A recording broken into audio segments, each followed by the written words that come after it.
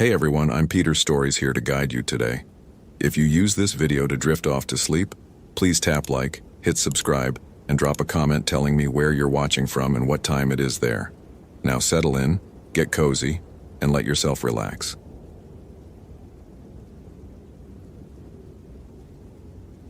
The blood trail led Daniel Kowalski to places blood shouldn't be able to reach. 15 years as a ranger in the Boundary Waters had taught him how blood behaved in wilderness. It pooled in depressions, soaked into pine needles, attracted scavengers within hours. It didn't climb 30 feet up a white pine's trunk in a spiral pattern, each droplet precisely spaced like ceremonial markings. It didn't form symbols on rocks that predated any human alphabet he recognized.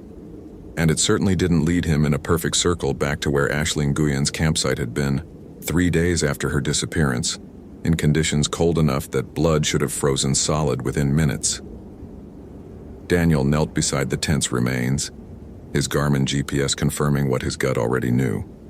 47.9472 degree N, 91.3824 degree W, exactly where he'd started this morning. The December air bit through his Forest Service parka, temperature hovering at -8 Fahrenheit, but his palms were sweating inside his gloves.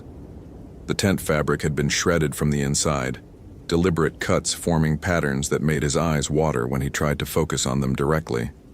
Ashley's gear was arranged in a neat semicircle 20 feet away. Stove, water filter, sleeping bag, each item placed with geometric precision that felt fundamentally wrong. The missing person report had arrived at the Kawishiwi Ranger Station on December 15th, 2 days ago. Hiker Ashley Nguyen, 26, solo expedition, permits for the Pine Lake entry point, expected return December 12th. Her father had been the one to call it in, voice tight with the kind of worry that Daniel had learned to respect. Most missing hikers in the Boundary Waters turned up within 48 hours, sheepish about dead GPS batteries or unexpected detours. Most weren't experienced enough to disappear this completely. Daniel photographed everything with the systematic precision that had made him the go-to ranger for difficult searches. The state-issued Nikon captured the tent's geometry, the arranged gear, the impossible blood trail. Through the viewfinder, something flickered at the edge of the clearing. A shape that his peripheral vision insisted was human-sized, but branched like deadfall timber. When he lowered the camera, nothing but white birch and shadow. His Motorola radio crackled. "Kowalski, this is base. Status update? Found the Nguyen campsite. Lot of evidence that doesn't track right. Requesting additional SAR personnel and maybe a..." He paused, professional pride warring with what his experience was screaming. "Maybe someone from the Ojibwe liaison office." Static answered him. He checked the radio, full battery, proper frequency. Tried again. Nothing but white noise that almost sounded like whispering if he listened too carefully. His iPhone showed no signal. Expected this deep in the wilderness, but the way the screen flickered made him pocket it quickly. The sun was already descending toward the horizon. December daylight lasted barely 7 hours this far north. Daniel marked the campsite's GPS coordinates in his notebook with practiced efficiency, added detailed notes about the blood pattern's trajectory. His training said to establish a search perimeter, look for tracks, follow standard SAR protocols. His instinct, honed by 15 years of reading wilderness-like text, said to get back to his snowmobile before full dark. He chose instinct. The trail back to his staging point should have taken 20 minutes. Daniel's watch, a reliable Sunto his wife had given him for their 10th anniversary, showed 45 minutes elapsed when he finally saw his Arctic Cat snowmobile exactly where he'd left it. Except the machine was now facing the opposite direction, and someone had carved a symbol into its windscreen, deep grooves that hadn't been there when he'd arrived. The design looked like antlers, twisted into something that suggested a human scream. Daniel's hand moved automatically to his service sidearm, a Glock 22 he'd carried for 12 years and fired exactly twice, both times at injured animals. The weapon felt suddenly inadequate. He circled the snowmobile, looking for tracks, finding only his own boot prints from this morning. The temperature had dropped further. His breath crystallized instantly, and exposed skin on his face ached with cold that felt aggressive, purposeful. The drive back to the Kawashiwi station took an hour through gathering darkness. Twice Daniel's headlights caught movement between trees. Tall figures that moved with wrong biomechanics, joints bending in directions that violated anatomy. He kept his speed steady, didn't look directly at the shapes, and recited his daughter's names like a mantra. Rebecca, Julie, Emma, 7, 5, and 3 years old. Waiting for him to come home and finish decorating the Christmas tree, the station's lights were a benediction. Daniel parked, killed the engine, and sat in sudden silence that felt too complete. No wind, no animal sounds. Nothing but his own ragged breathing and a smell like burnt hair and copper that hadn't been there before. Inside, he spread his evidence across the briefing table. Photos, notes, GPS coordinates. Ranger Tom Whitmore, 23 and fresh from academy, looked at the images with the unearned confidence of someone who'd never seen wilderness reveal its teeth. "Looks like she got disoriented," Tom said. "Classic hypothermia behavior. Paradoxical undressing, arranging items, confusion. Blood's probably from trying to get out of the tent. Cut herself on the zipper." "Blood doesn't climb trees," Daniel said quietly. "With high winds, splatter patterns." "There's been no wind for 3 days, Tom. 0. And blood doesn't form geometric patterns." Tom shifted uncomfortably. "So what are you saying?" "That something." The station's landline rang, old-fashioned bell that jangled with aggressive volume. Daniel picked it up, professional greeting automatic. "Kawashiwi Ranger Station, this is..." The voice on the other end spoke in a language that predated English by centuries. Ojibwe words Daniel didn't understand, but the tone was clear. Warning. The speaker, female, elderly, urgent, repeated the same phrase 3 times. "Windigu, Giwen, Windigu, Oma, Aya." "Ma'am, do you speak English? Are you reporting?" The line went dead. When Daniel tried to call back, the phone gave no dial tone, just that same whispered static from his radio. Tom was staring at him. What was that? Someone speaking Ojibwe. I caught one word, Windigu. Daniel pulled up the station computer, opened the cultural liaison files they'd been required to maintain since 2010, found the entry he was looking for. Wendigo, Algonquian mythology, malevolent spirit associated with cannibalism, winter, famine, believed to possess humans, transform them into creatures of insatiable hunger. You're not seriously suggesting... I'm suggesting we contact the Fond du Lac Bond liaison first thing tomorrow and get someone out here who knows more than we do about local beliefs. Daniel's voice had the hard edge of command that made younger rangers snap to attention. In the meantime, I want you to pull every missing person report from the boundary waters in the last 10 years. Cross-reference for December disappearances and any mentions of unusual findings. While Tom worked, Daniel returned to his photographs, examining them with the same focus he'd once applied to tracking wounded deer. The blood spiral on the white pine.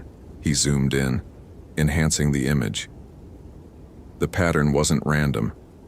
It matched traditional Ojibwe medicine symbols, but inverted, corrupted.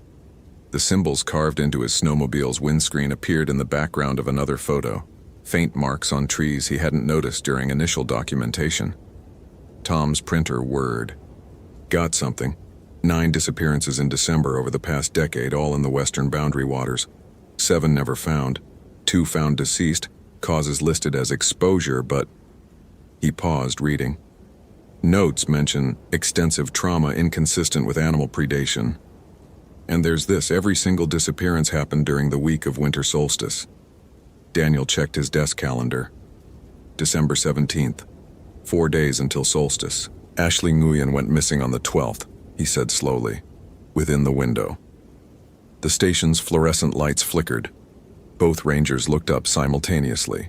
The fixtures buzzed, dimmed, returned to normal. In that moment of reduced illumination, Daniel saw something impossible.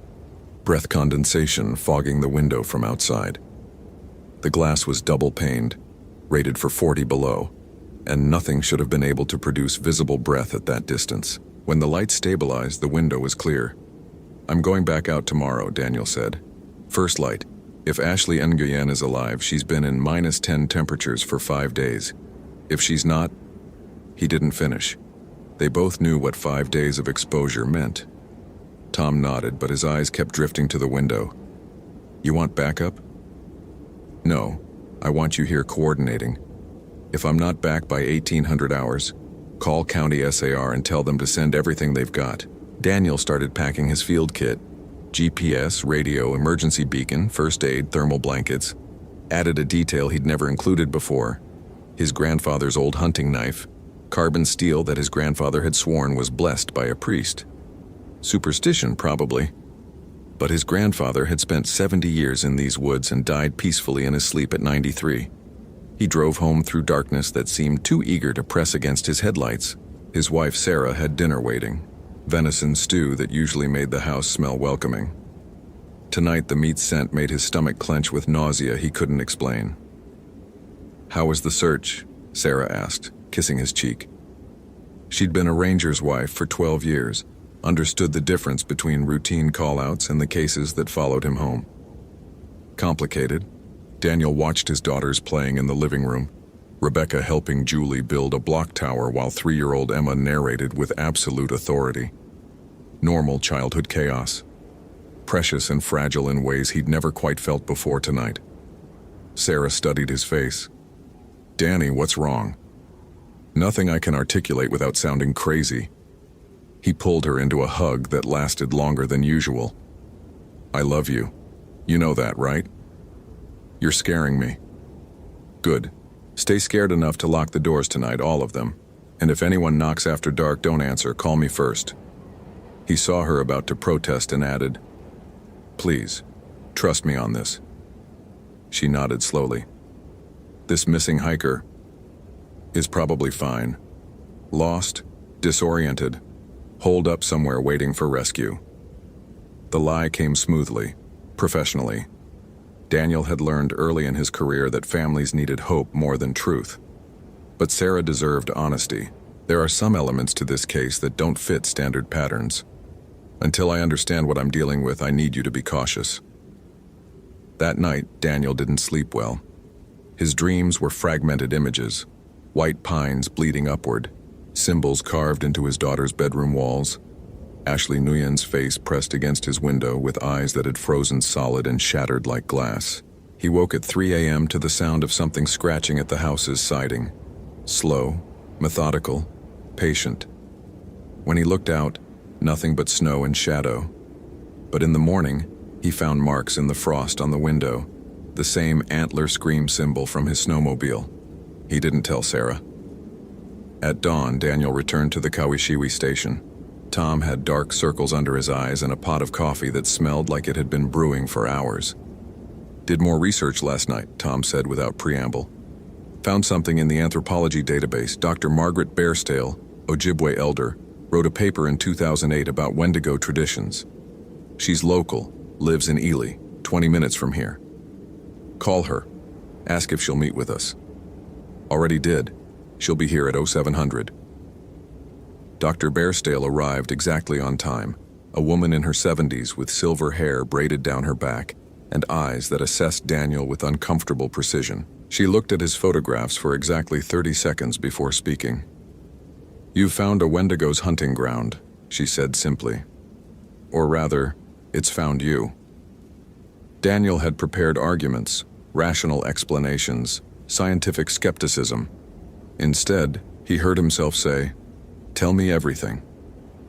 The Wendigo is not metaphor, not symbol, not cautionary tale for greedy children.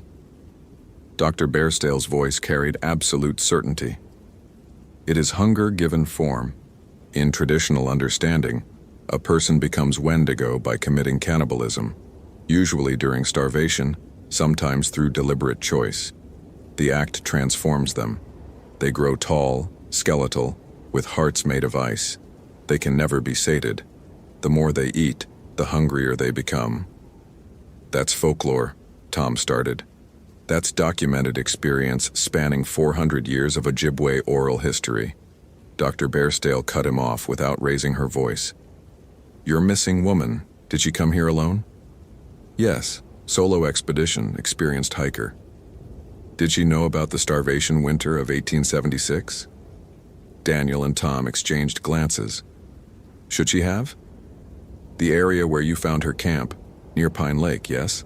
That was the site of a hunting party during the worst winter our people remember. 27 men went out in November. One returned in March, alive, healthy, alone. He claimed the others had died of exposure, but he had gained weight during 5 months in sub-zero conditions with no supplies.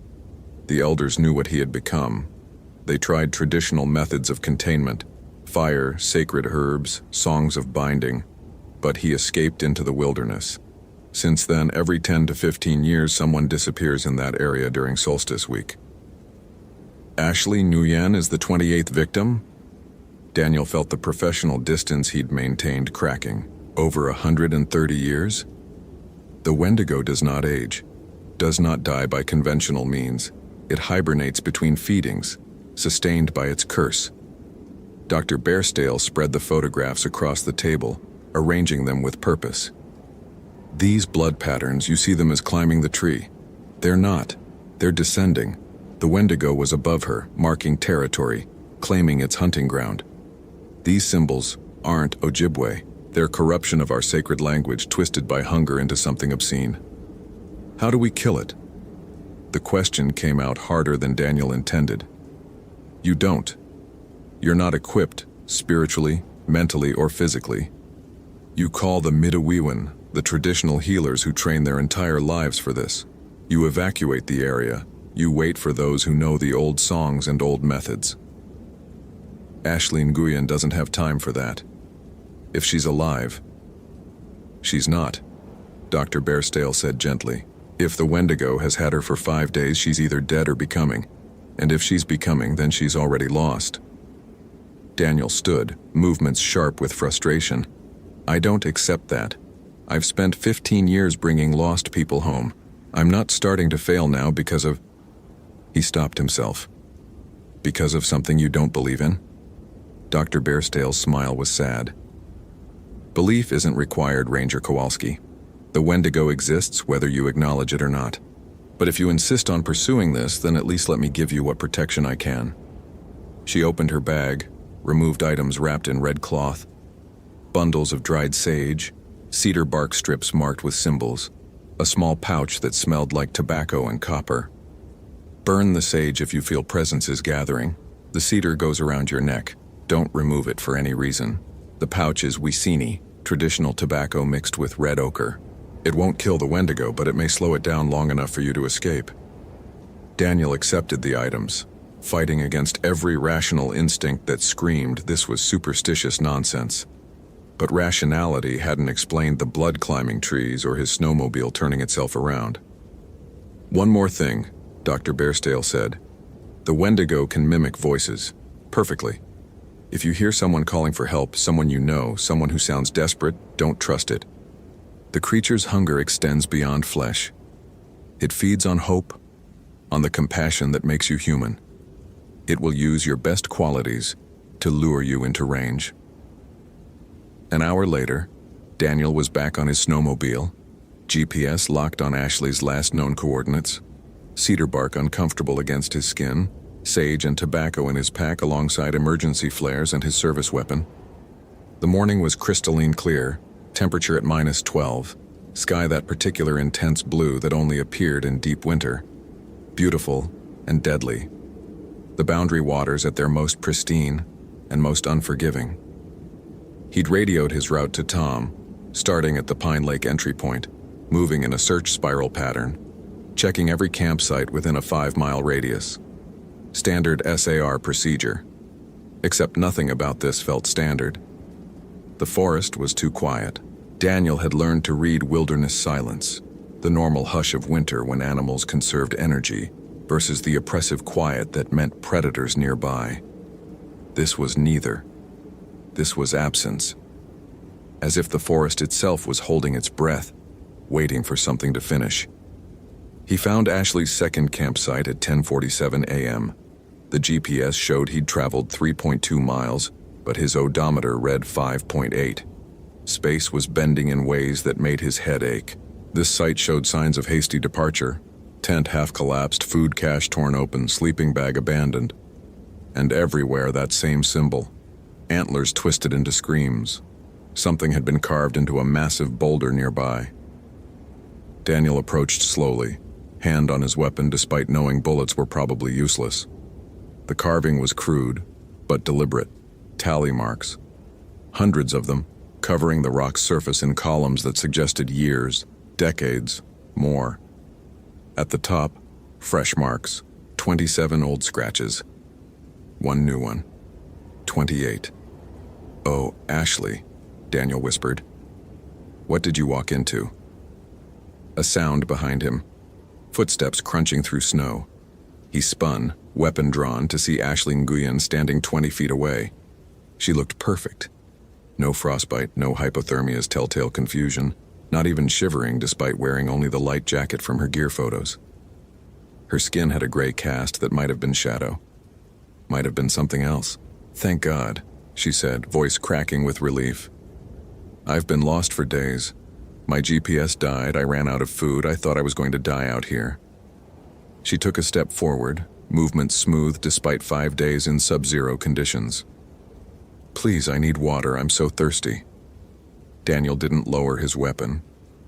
Didn't speak. Watched. "Sir?"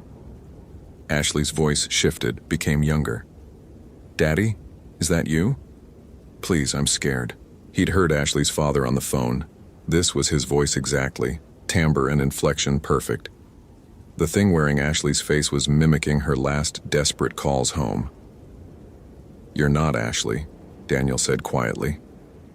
The figure stopped, tilted its head at an angle just slightly wrong. "Of course I'm Ashley Nguyen. Check my ID, it's in my pocket. I don't understand why you're pointing a gun at me. I just need help." Ashley was reported missing 5 days ago. You show no signs of exposure. Your pupils aren't responding to sunlight, and you're not producing breath vapor despite -12 temperature. For a moment, nothing. Then Ashley's face smiled, and the expression was all wrong. Too wide, too many teeth, muscles moving in patterns that human faces weren't designed to accommodate. "Smart," it said, and the voice was layered now. Ashley and her father and something ancient underneath. Most of them die still believing in rescue, still thinking they're talking to their loved ones while I open them from sternum to groin. The thing that had been Ashley began to change, not suddenly, gradually, like time-lapse decay. Skin pulling tight across elongating bones, fingers stretching into something between talons and branch limbs, torso hollowing until ribs showed through clothing that should have fit. It grew taller, 7 feet, 8, more, the face last, features stretching, jaw unhinging, eyes sinking back into skull while something cold and luminous kindled in the sockets. "She lasted 3 days, the Wendigo said conversationally. "Longer than most, fought very hard. But in the end, she was just meat and marrow, like you'll be, like all of you are." Daniel's hands were steady on his weapon. 15 years of training kept his finger off the trigger until he had clear shot, but he suspected bullets would be as effective as harsh language.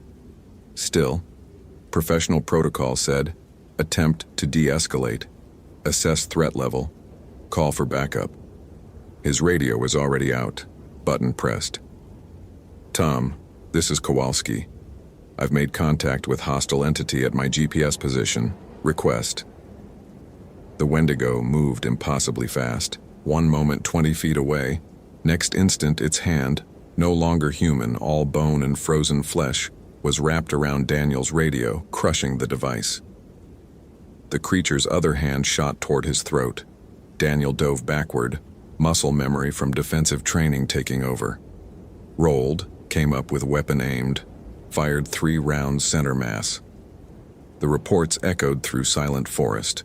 Too loud, too sharp, sound waves that should have scared every animal for miles. The bullets tore holes through the Wendigo that showed nothing but darkness inside. No blood, no organs, just void. It laughed. "I told her father she would be found safe," the Wendigo said, speaking with Ashley's voice from that ruined throat. Right before I ate her fingers in front of her. The last thing she said was your name. Daniel Kowalski will find me. He always brings them home. Did I bring her home, Daniel? When I wore her face to call her father and tell him not to worry? Rage spiked through professional calm. Daniel's hand moved to his pack, found Dr. Bairstale's pouch. The Wisini, tobacco and red ochre. He threw it at the creature's face. The effect was immediate. The Wendigo recoiled, flesh hissing where powder touched, howling with fury that sounded like winter wind through dead trees. It staggered back 3 steps, leaving footprints in the snow that showed bones instead of feet. Daniel ran. He'd been running from dangerous situations for 15 years, structure fires, flash floods, aggressive wildlife. But he'd never run from something that pursued with intelligence and malice, something that called his name in his wife's voice, his daughter's voices, his dead grandfather's voice. Each call perfectly accurate, each one designed to make him stop, turn, respond to loved ones in distress. "Daddy, help me," Rebecca's voice, his 7-year-old, from somewhere behind him. Daniel's legs kept moving. Not real. Not real. Not real. "Danny, I'm hurt." Sarah, screaming in pain. He burst through a stand of white pine, stumbled, caught himself on a tree trunk. His GPS was spinning, North Point rotating randomly, compass worthless.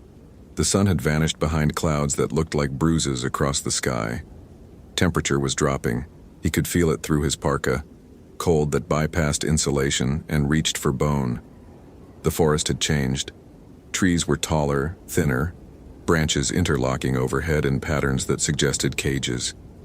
He was still in the boundary waters, could see landmarks, frozen lakes between timber, but everything had shifted slightly off axis. Wrong scale, wrong proportions, wrong fundamental reality. Ahead, a structure, cabin maybe, or shelter. Daniel's ranger training screamed trap, but he was out of options. The Wendigo's footsteps were getting closer, pace unhurried because prey that ran in circles always came back eventually. The structure was a traditional Ojibwe wigwam, dome-shaped, built from birch bark and saplings. Ancient design, but the materials looked fresh. Smoke rose from the opening at its peak. Firelight flickered through gaps. Daniel pushed through the entrance, weapon up. Inside, a fire burned without fuel, flames dancing across bare earth. Sitting beside it was an old man who looked like he'd been carved from weathered cedar, deep lines, eyes black as lake water at night, hands scarred with a lifetime of hard work. "You're trespassing," the old man said in Ojibwe-accented English. "My hunting ground, my territory, my curse to bear." "You're—" Daniel's mind caught up with what he was seeing. The survivor, from 1876. I had a name once. Richard Shingobi. Tried to be a good man, good hunter, good father. The old man, the thing that had been Richard Shingob, stared at the fire. Winter of 76 took my hunting party. By January, we were eating bark. By February, we were drawing lots to see who would die so others could live. By March, I was the only one left, and I couldn't stop eating. Dr. Bairstale said you escaped the Elder's binding. I ran, spent 140 years running, but the hunger never stops, Ranger. Never stops. I sleep for years at a time, wake up when the solstice calls, take one person, one life, enough to quiet the screaming in my core for another decade. It's not much, but it's all I can manage. Daniel kept his weapon trained despite knowing it was futile. Ashley Nguyen. Quick, painless. I tried to make it. Shingobe's face contorted. That's a lie. There's no quick or painless when you're being consumed by a creature that's already consumed itself. But I tried, for whatever that's worth. It's worth nothing, Daniel said flatly. I know. Shingobi stood, and Daniel saw that the old man's feet didn't quite touch the ground. I called you here for a reason, not to kill you. Though the hunger wants that, always wants that, to warn you. My curse is old, stable, controlled, but there's something new in these woods.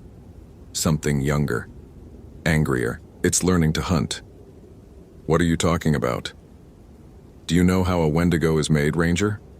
Cannibalism, yes, But not just starvation desperation. Deliberate choice. Wanting to survive so badly that you'll consume another human being. Wanting anything so badly that you'll sacrifice another for it. Daniel's blood went cold in ways that had nothing to do with December temperature. Someone chose. 3 years ago.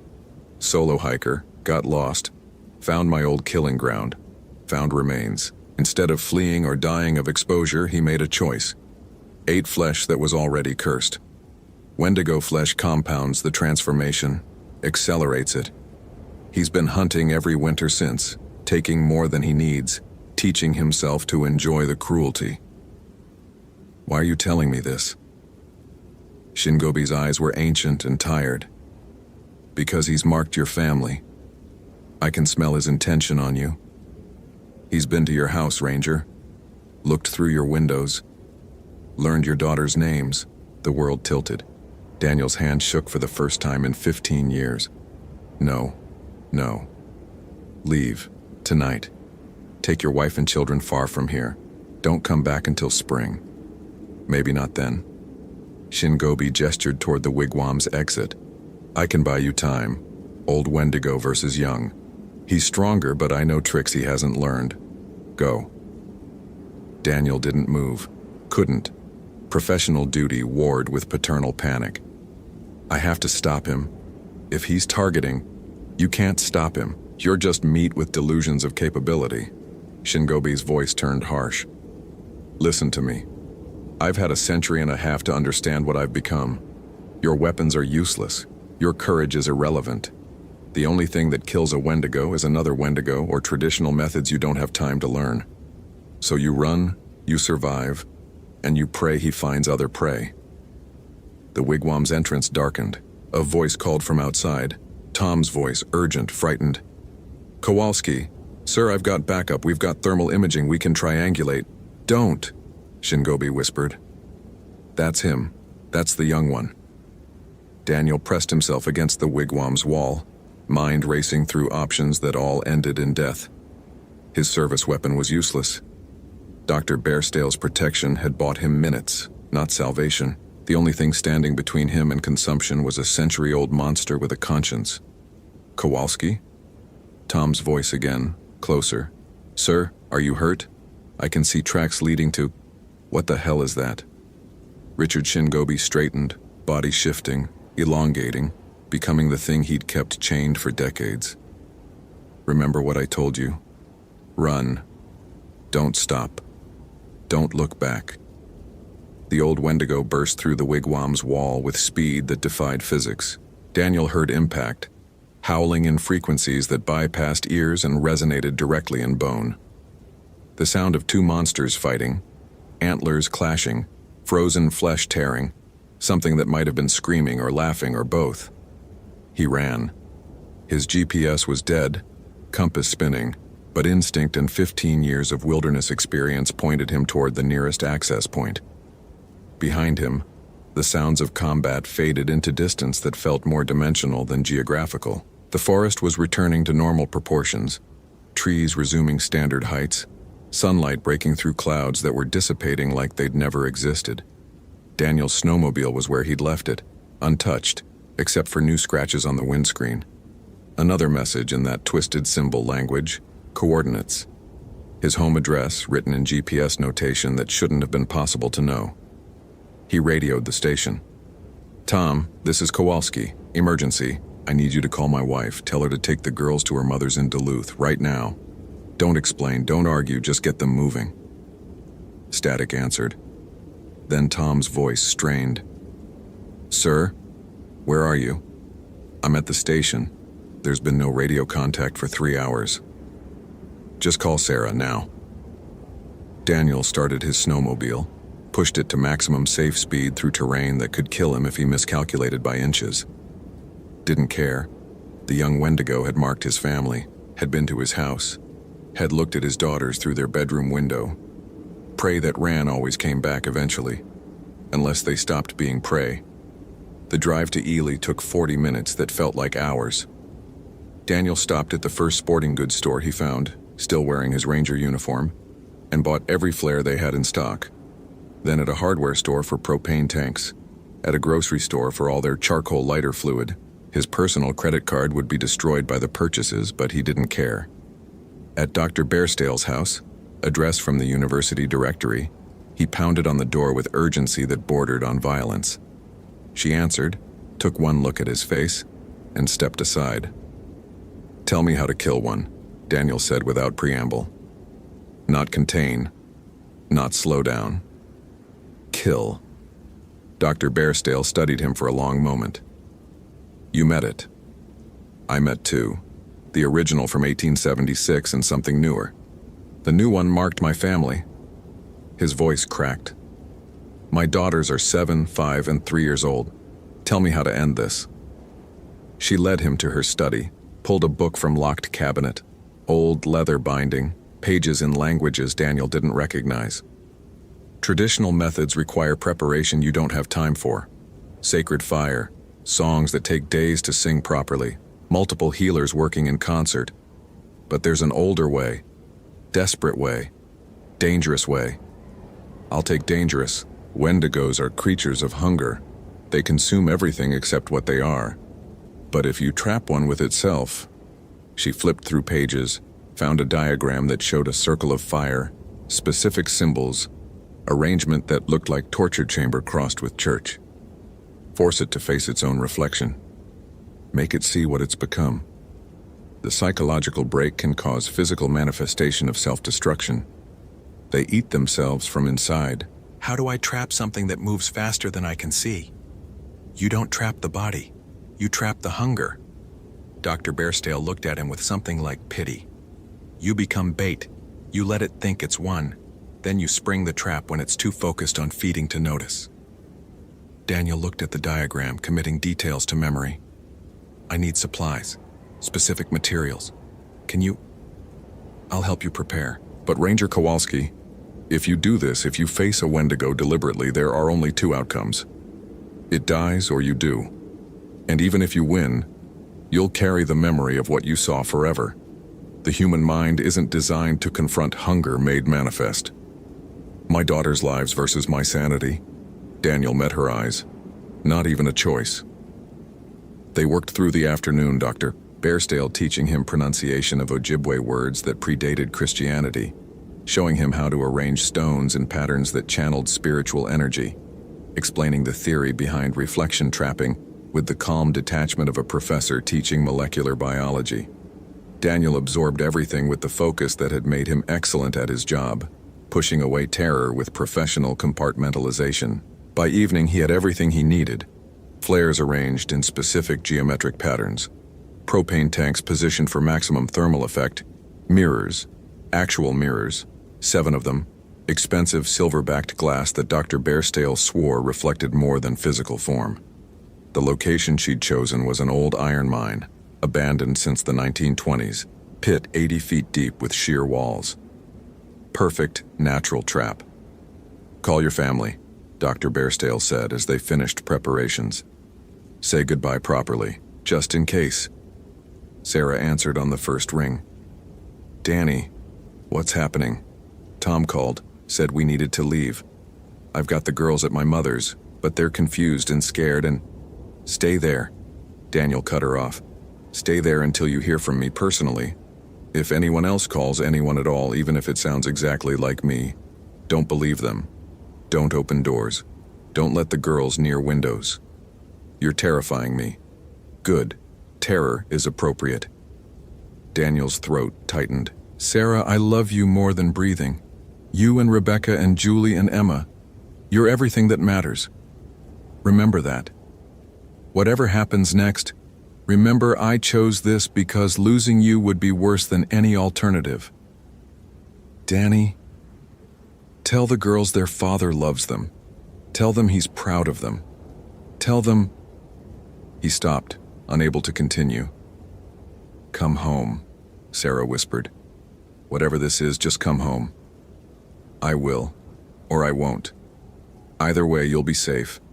He ended the call before she could respond, before he could lose the resolve that was holding him together by threads. Night fell. Temperature dropped to -18. Daniel waited at the mine's edge, standing in the open where he'd be visible for miles. In his hand, a flare, not lit yet but ready. Around him, the pattern Dr. Bairstale had designed. Stones marked with symbols, mirrors angled to create reflection recursion, propane tanks rigged to his deadman switch. The Wendigo came at 11:47 p.m., stepping out of darkness between one moment and next. It wore Tom's face this time, young and earnest and worried. "Sir, dispatch has been trying to reach you. Your family. There's been an accident." Daniel didn't respond, waited. The Wendigo smiled Tom's smile, and the wrongness was subtle this time, almost convincing. "Your wife, your daughters." The roads were icy. "Their car. Not going to work," Daniel said calmly. "I know what you are." The thing abandoned pretense. Tom's face melted, reformed into something that had never been human. All bone and frozen hunger, antlers crowning a skull that was too long, too angular, mouth opening impossibly wide to show teeth filed to points. "Then you know how this ends." It spoke with Ashley's voice, Tom's voice, his daughter's voices layered in harmony. "You're brave, Ranger Kowalski, brave and foolish. Do you think your little fire trick will save you? I've walked through infernos. Do you think your mirrors frighten me? I've seen my reflection in the eyes of everything I've eaten." "Not trying to frighten you," Daniel said. Lit his flare. Threw it. The chemical fire hit the arranged propane, ignited according to carefully calculated timing. Flames erupted in a circle around both of them. Daniel inside the trap with the creature, no escape route, nowhere to run. The heat was immediate and intense, air shimmering, mirrors reflecting flames until the world was nothing but fire and fury. The Wendigo laughed, taking a step forward. Then it saw itself. 7 mirrors, arranged in perfect angles, each one reflecting not the body but the core. The hunger that had consumed Richard Shingob in 1876, that had consumed this creature 3 years ago, that would never be satisfied, never be full, always screaming for more, more, more. The mirrors showed what the Wendigo truly was: void wearing flesh, absence pretending to be presence, hunger that had devoured its own humanity and now gnawed on its own bones in perpetual starvation. The creature stopped, stared at its reflection, made a sound that was almost recognition. "That's me," it whispered in a voice that might have been its own, from before the transformation. Young male, early 20s, Midwestern accent. "That's what I... Oh God, what did I..." It fell to its knees, started clawing at its own chest, tearing through frozen flesh that was more concept than biology. The hunger recognized itself and turned inward, consuming, devouring, the ultimate act of cannibalism, eating your own essence. Daniel watched, unable to look away despite every instinct screaming. The Wendigo was collapsing inward, folding like paper in fire, screaming in frequencies that made reality vibrate. Around them, the flames burned higher, fueled by something beyond propane, fed by the dissolution of a curse that had waited 3 years to break. When it ended, nothing remained but ash and the smell of burnt air. The mirrors shattered simultaneously, 7 cracks of breaking glass that sounded like gunshots. Daniel stood in the center of charred earth, surrounded by dying flames, alive, but not unchanged. He drove back to the Kawashiwi station, filed a report that was masterpiece of creative fiction. Ashley Nguyen found deceased, exposure, body recovered. He wrote it mechanically, professional distance protecting him from what he'd actually witnessed. Tom read it and nodded, accepting the sanitized version because the truth would have destroyed them both. In the station bathroom, Daniel washed his hands 3 times. The water ran clear, but he could still feel something sticky, something that would never quite come clean. Richard Shingobi found him as he was leaving just before dawn. The old Wendigo stood at the tree line, human-shaped in the half-light. "You did it," Shingobi said quietly. Used his own hunger against him. Clever. Cruel. Maybe you understand us more than you think. "Don't," Daniel said flatly. Don't suggest I'm anything like you. You fought a monster. You became bait. You watched it destroy itself and felt satisfaction. Shingobi tilted his head. That's not so different from hunger, Ranger. Just pointed in a different direction. I protected my family. So did I. Once. The old Wendigo turned to leave, then paused. The young one's gone, but I'm still here. Still hungry. Still taking one life per decade to quiet the screaming. You going to hunt me too? Daniel thought about that. Thought about 7, 5, and 3-year-old daughters waiting in Duluth. Thought about Sarah and the life they'd built. Thought about 15 years of bringing lost people home safely. No, he said finally. I'm going to let you keep your terrible compromise. 1 life per decade, quick and painless as you can manage, because the alternative is worse. Thank you, Shingobi whispered, and was gone. Daniel drove home as the sun rose on December 18th. The solstice was 3 days away, but the forest felt different. Lighter, cleaner, like a fever breaking. He called Sarah from the road, heard her cry with relief, heard his daughters chattering in the background about when Daddy would be home to finish the Christmas tree. Soon, he told them, very soon. But when he got home, Daniel couldn't quite bring himself to enter immediately. He stood in the driveway looking at the house where his family lived and saw overlaid on it the memory of impossible hunger staring through the windows. Saw the marks in frost that spelled his address in GPS coordinates. Saw how fragile everything was, how easily it could be torn apart. Eventually, Sarah came out to him. Didn't say anything, just took his hand and led him inside. They decorated the tree together, all 5 of them, Rebecca arguing with Julie about ornament placement while Emma hung everything at 3-year-old height. Normal. Precious. Saved. That night, after everyone was asleep, Daniel stood watch at his daughter's bedroom door. Stood there until dawn, service weapon in his hand, cedar bark still around his neck, watching for movement that didn't come. He would stand watch many nights after that. The rational part of him knew the threat was ended, the young Wendigo destroyed, Richard Shingobi bound by his terrible honor. But the part of him that had seen hunger given form, that had watched a creature eat itself from inside out, that part would never quite trust the darkness again. In his desk drawer, hidden behind administrative paperwork, Daniel kept Dr. Bairstale's book, kept the diagrams for reflection trapping, kept detailed notes on Wendigo behavior and weaknesses, just in case. Because he'd learned something in the boundary waters that couldn't be unlearned. Some hungers never really die. They just wait. Patient and cold and inevitable as winter. And when they wake again, someone has to be ready. Daniel Kowalski spent 15 years bringing lost people home. After December 2014, he spent his remaining career making sure they never got lost in certain ways again. He marked the old hunting grounds on private maps, closed trails during solstice week, citing routine maintenance, trained younger rangers to recognize signs without telling them what the signs meant. And every December on the anniversary, he drove out to the mine where he'd trapped hunger and made it devour itself. Stood at the edge, smelling burnt air that never quite dissipated, and remembered Ashley Nguyen. Remembered she'd called for him with her last thoughts, believing rangers always brought people home. He'd failed her, learned from that failure, made sure he'd never fail again. The boundary waters kept their secrets. The winter kept its hungry ghosts, and Daniel Kowalski kept watching, because someone had to stand between the wilderness and the people who didn't understand what waited in the spaces between trees. Someone had to remember that some things in the forest were older than maps, deeper than legend, and hungry beyond human comprehension. Someone had to be ready for when they woke again. Hope you felt genuine terror.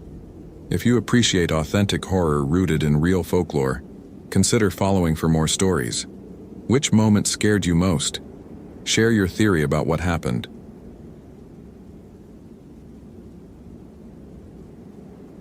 Jennifer Nakamura was running before her brain registered why. Her boots pounded frozen earth, breath tearing from her lungs in ragged clouds that crystallized instantly in the October air. Behind her, no, Around her, everywhere. Something moved through the birch and pine with a sound like branches scraping bone. The Garmin GPS unit clipped to her vest bounced against her ribs, its screen showing coordinates that made no sense, numbers cycling backward as if distance itself had inverted. She'd been a ranger for 19 years. Knew Superior National Forest the way some people knew prayers.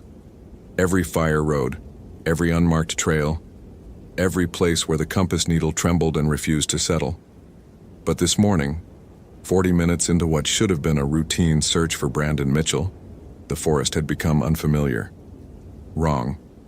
The trees stood too close together, their bark stripped in long vertical wounds that wept clear sap. The underbrush crackled with frost despite the weather forecast, promising mild temperatures mid-50s, Indian summer lingering into late fall. Jennifer crashed through a stand of staghorn sumac and stopped, chest heaving. Her radio hissed static. She keyed the mic.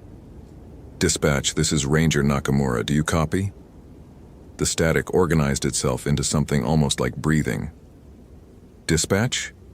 Her voice cracked. She hadn't realized how thirsty she was. When had she last drunk water?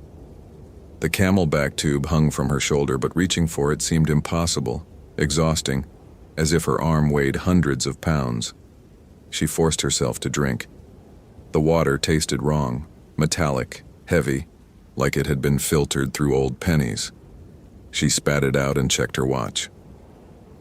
8:47 a.m. But the sun hung low and orange through the canopy, casting shadows too long for morning. Evening shadows. 5 years ago, she'd lost her partner in these woods. Not lost. That was the sanitized word she used with the therapists. The incident review board. The nights when sleep wouldn't come. Ryan had vanished. They'd been tracking a hypothermic hiker, found his camp ransacked, gear scattered in a perfect circle around a dead fire.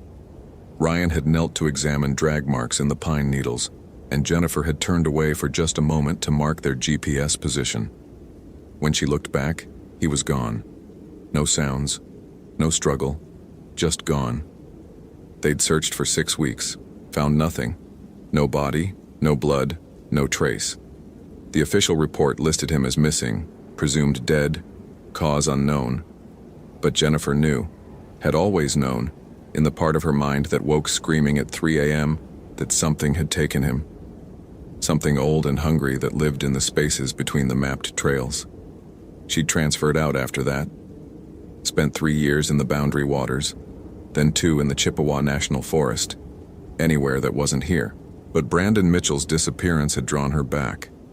Not officially, she'd volunteered when she heard the case details. 28-year-old hunting guide, experienced outdoorsman, vanished during a solo scouting trip. His truck found at the 7 Beaver Creek trailhead, keys still in the ignition, driver's door open. Half-eaten sandwich on the dashboard, fresh enough that the bread hadn't hardened. The search coordinator had tried to dissuade her. "Nakamura, you don't need to do this. We've got plenty of personnel." But she did need to. Had to know if this was the same thing that took Ryan. Had to face it, whatever it was, even if facing it meant joining Ryan in whatever cold and lightless place he'd been dragged to. The breathing sound from her radio resolved into words. Not English. Something older, rhythmic and guttural. Consonants that clicked and glottal stops that made her throat ache sympathetically. She recognized it from the cultural awareness training she'd taken years ago. Ojibwe, Anishinaabe-Moan. But the phrasing was wrong, archaic, like hearing Shakespeare performed in the original pronunciation. "Weendigu," the voice whispered. "Weedigu giwash kwebi." Jennifer's hand trembled on the radio. She'd heard that word before. Wendigo, the Algonquian people's name for something unspeakable, a spirit of endless hunger that consumed everything, meat, sanity, humanity itself. She dismissed it as folklore during the training, another cautionary tale like dozens in every culture. But the trainer, an elderly Ojibwe woman from the Red Lake Reservation, had fixed her with eyes like black ice and said, "Some stories survive because they're true. The Wendigo is winter made conscious. It teaches that greed consumes the greedy." The temperature dropped.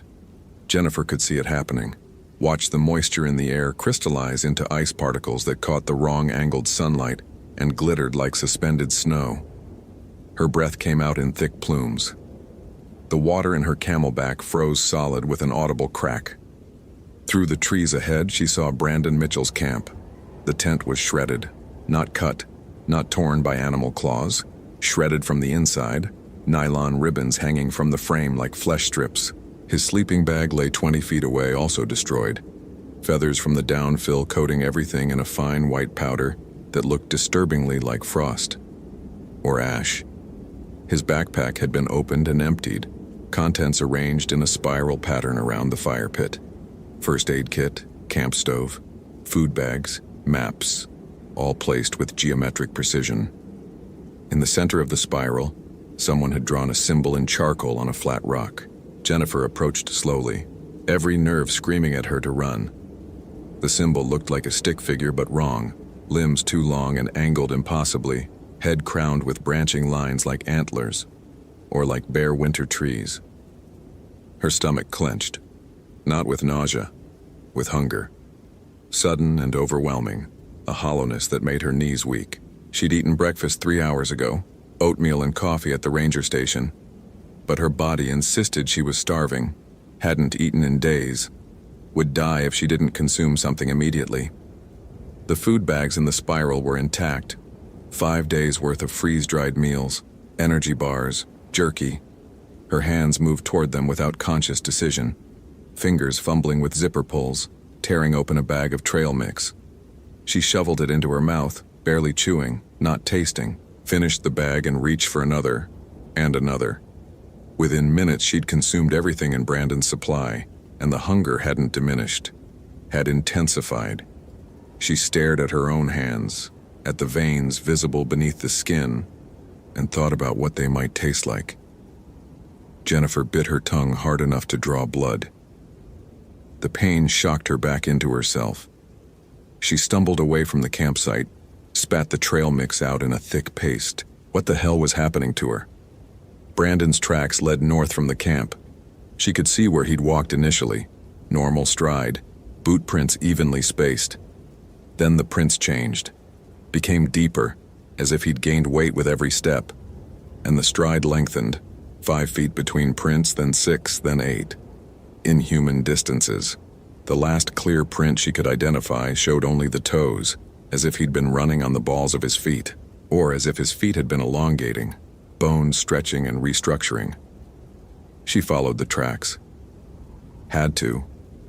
The hunger still gnawed at her, but she could control it now, push it down into a manageable ache. She'd felt this before, she realized. In the months after Ryan's disappearance, she'd experienced episodes of irrational hunger, would wake in the night with her stomach cramping, would eat entire meals and feel nothing. The therapist had called it stress-related disordered eating, prescribed medication that made her thoughts sluggish and distant. She'd stopped taking it after a month, learned to live with the occasional hunger pangs, told herself they were grief taking a physical form. But this was different. This was grief made manifest, made real and hungry and hunting. The tracks led to 7 Beaver Creek, a narrow waterway that should have been running fast with autumn rain. Instead, it was frozen solid, ice thick enough to support her weight. In October, in Minnesota, where the first hard freeze usually didn't come until November, she stepped onto the ice carefully, felt it hold firm. Through the clouded surface, she could see shapes suspended in the frozen water. Fish, maybe, or pieces of driftwood. No, hands. Pale hands pressed against the underside of the ice, fingers splayed, reaching upward. Jennifer ran. Didn't care about following the tracks anymore. Didn't care about procedure or search protocols. She just ran, and the forest ran with her, trees whipping past too quickly, underbrush dissolving into white blur. When she stopped, gasping, she'd traveled miles in seconds. Impossible. The GPS confirmed it, coordinates jumping, altitude readings fluctuating wildly. Brandon Mitchell stood 30 yards ahead. He faced away from her, shoulders hunched, perfectly still. He wore his hunting jacket, the blaze orange bright against the gray trees, but it hung wrong on his frame, stretched tight across a back that seemed too wide, too angular. His head tilted at an odd angle, like he was listening to something she couldn't hear. "Brandon?" Her voice sounded small, thin, eaten by the cold air. He turned. Slowly, joints moving in the wrong sequence, hips first, then spine vertebra by vertebra, finally neck and head. His face was still recognizably human. Almost. The proportions were off, eyes set slightly too far apart, mouth slightly too wide. His lips had split at the corners, dried blood crusting in the cracks. When he smiled, she saw that his teeth had been filed to points. No, not filed. Grown that way, enamel sharpening into predatory needles. "Jennifer." He said her name carefully, like he was remembering how to form words. "You came back.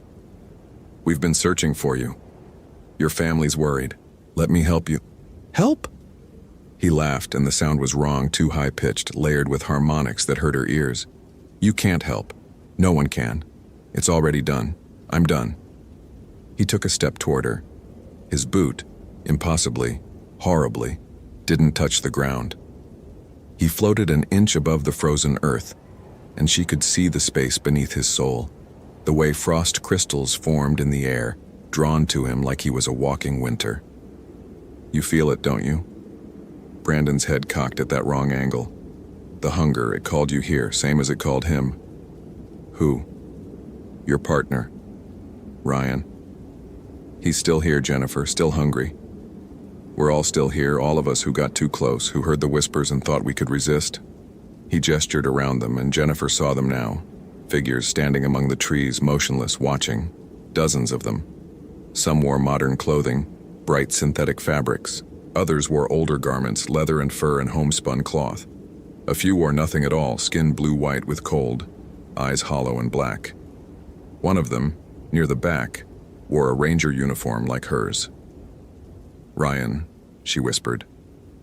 The figure didn't move, didn't acknowledge her. Just stood there with the others, part of the forest, part of the hunger. "It starts with the cold," Brandon said. He drifted closer, still not touching the ground. "Then the hunger, then you start to hear it calling, telling you to let go, to give in, telling you that if you just ate, just consumed, the hunger would stop. But it doesn't stop. It never stops. You eat and eat and eat, and you're still empty, still starving, until there's nothing left but the hunger itself." Jennifer backed away. Her hand found the bear spray on her belt. Useless, probably, but the weight of it was comforting. "You can fight it. Whatever this is, you can resist. Can you?" He gestured at her, and she looked down at her hands. The skin had gone pale, veins standing out in dark relief. Her fingernails had grown longer, harder. When she flexed her fingers, she felt something in her jaw shift, pop, realign. "No." She drew the bear spray. "No, I'm not. I won't." "You will. You already are. Been changing since you came back to these woods.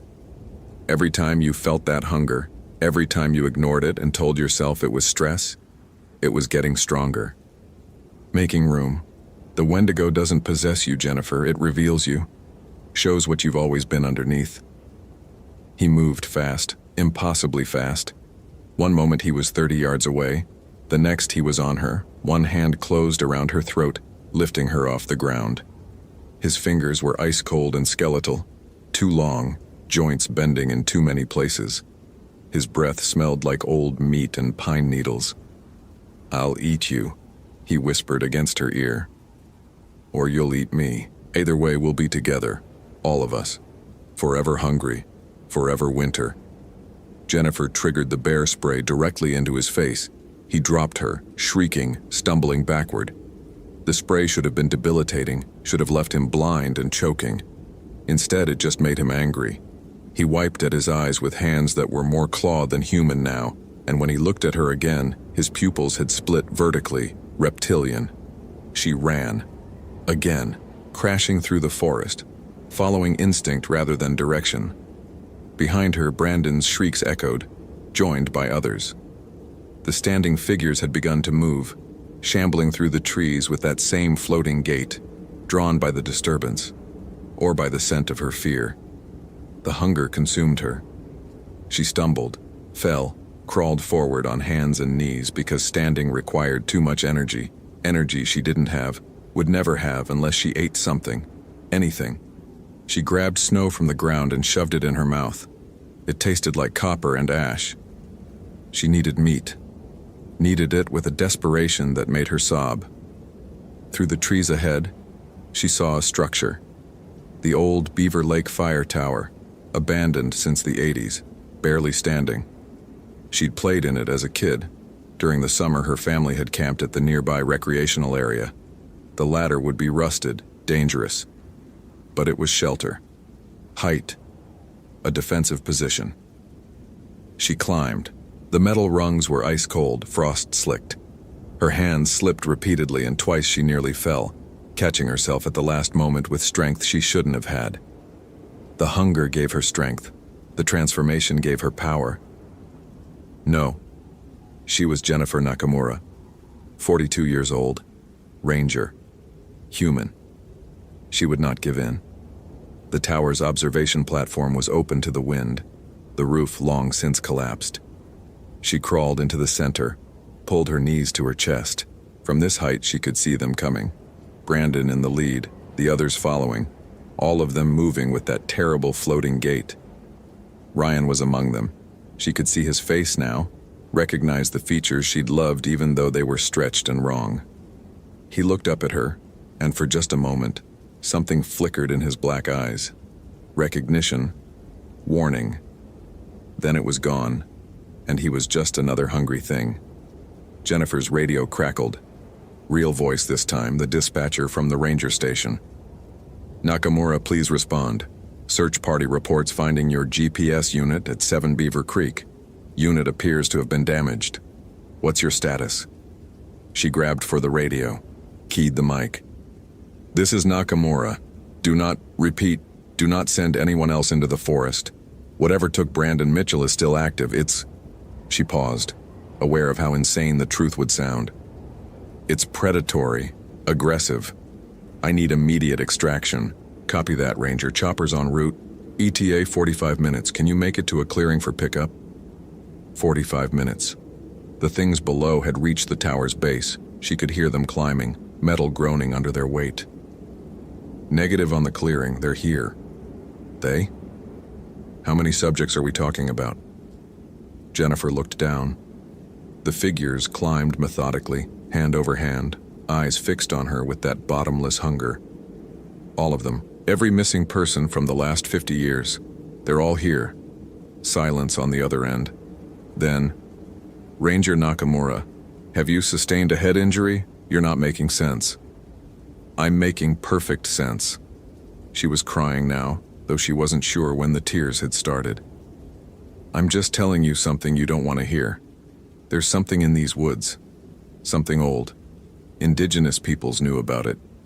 Called it Wendigo. We should have listened. More silence. Then the dispatcher's voice, careful and professional. Just hold tight, Ranger. Help's coming. Stay calm. The first figure pulled itself onto the platform. Not Brandon. One of the older ones, wearing buckskin leggings and a trade blanket that had long since rotted to strips. Its face was leather dry, lips pulled back in a permanent snarl, exposing teeth filed to points. It reached for her with hands that had too many fingers, nails like black claws. Jennifer kicked it in the face. Her boot connected with a sound like breaking ice, and the thing toppled backward off the platform, shrieking. The sound it made wasn't pain. It was excitement. Joy. The hunger enjoyed the struggle. More climbed up. She fought them all, using her ranger training, using every ounce of strength. But there were too many, and she was so tired. And the hunger was so strong now that her vision had started to gray at the edges, her jaw aching with the need to bite, to tear, to consume. Brandon pulled himself onto the platform last. He looked more human now, or perhaps Jennifer's perception had shifted enough that his transformation seemed normal, natural. He crouched across from her, head tilted in that bird-like way. You can't win, he said. The hunger always wins. It won in 1893 when the logging camp went mad. It won in 1924 when the CCC boys disappeared. It won in 1957, 1972, 1989, 2003. It won when it took Ryan. And it's winning now. Why? Jennifer's voice was hoarse. Why any of this? What does it want? Want? Brandon laughed. It doesn't want anything, it just is. Like winter, like hunger, like death. You can't negotiate with winter. You can only survive it or succumb to it. I choose survival. Do you? He gestured at her hands. She looked down and saw that her fingernails had blackened and hardened, curving into claws. Her skin had gone gray-white, the color of a corpse 3 days dead. When she opened her mouth to scream, she felt her teeth sharp and wrong against her tongue. The helicopter's rotors echoed across the forest, distant but approaching. Brandon's head snapped up, tracking the sound. They're coming for you, he said. But what will they find? Jennifer Nakamura, Ranger? Or something else? Something hungry? Jennifer didn't answer. Couldn't. The hunger had grown too large for words. She stared at Brandon, at his exposed throat, at the other figures crowding the platform, and all she could think about was how they would taste. What it would feel like to sink her teeth into yielding flesh, to finally satisfy this endless aching void inside her. The helicopter came closer. She could see it now, a bright spot against the gray sky. The figures around her began to retreat, sliding down the ladder, disappearing into the forest. They knew.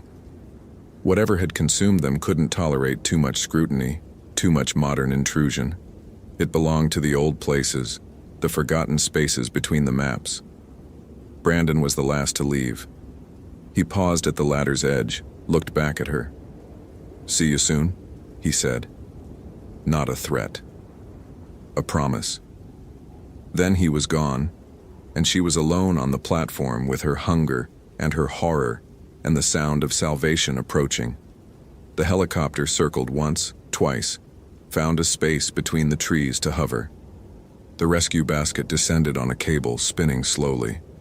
Jennifer crawled toward it, every movement agony. Her body wanted to run, to chase the fleeing figures, to hunt. But her mind, what was left of her mind, held control. Barely. She climbed into the basket, signaled for extraction. The cable reeled her upward, and as the forest fell away beneath her, she saw them clearly for the first time. Hundreds of figures, standing among the trees, watching her rise. An army of the transformed. All those who'd heard the whispers and given in. All those who'd felt the hunger and stopped fighting.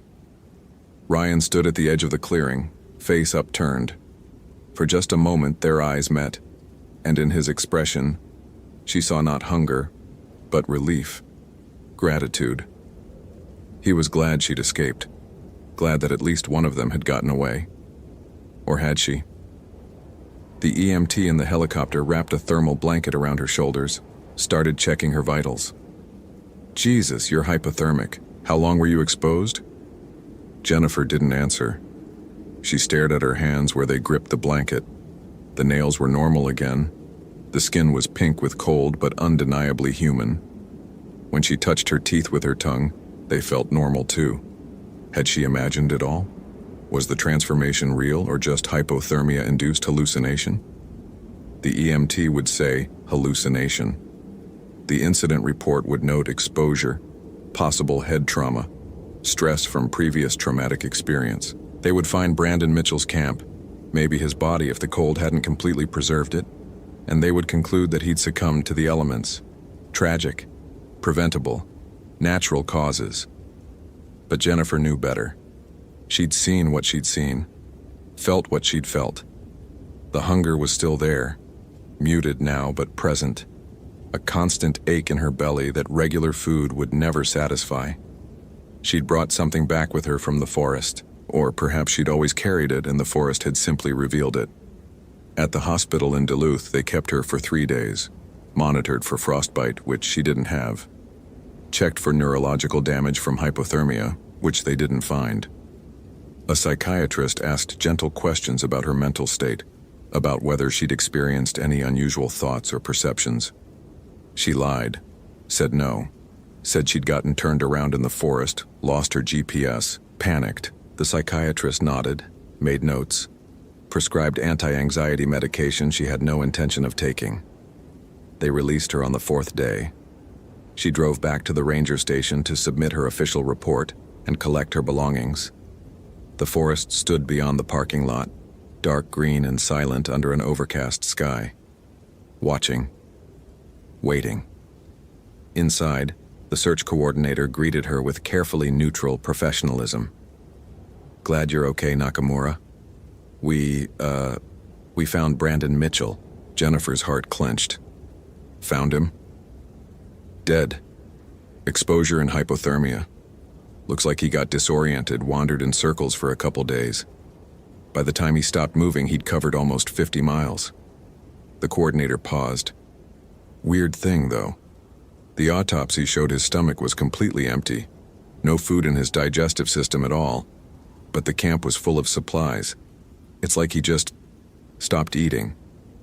Or started eating something else," Jennifer thought but didn't say. "We're ruling it death by misadventure," the coordinator continued. "Natural causes, but I wanted to ask. In your statement, you mentioned seeing other people in the forest.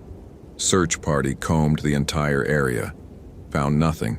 No tracks, no evidence of anyone else." "I was disoriented," Jennifer said. "Hypoxia. I must have been seeing things." The coordinator studied her for a long moment, then nodded. "Yeah, must have been." That night, Jennifer sat in her apartment 70 miles away and stared at the refrigerator.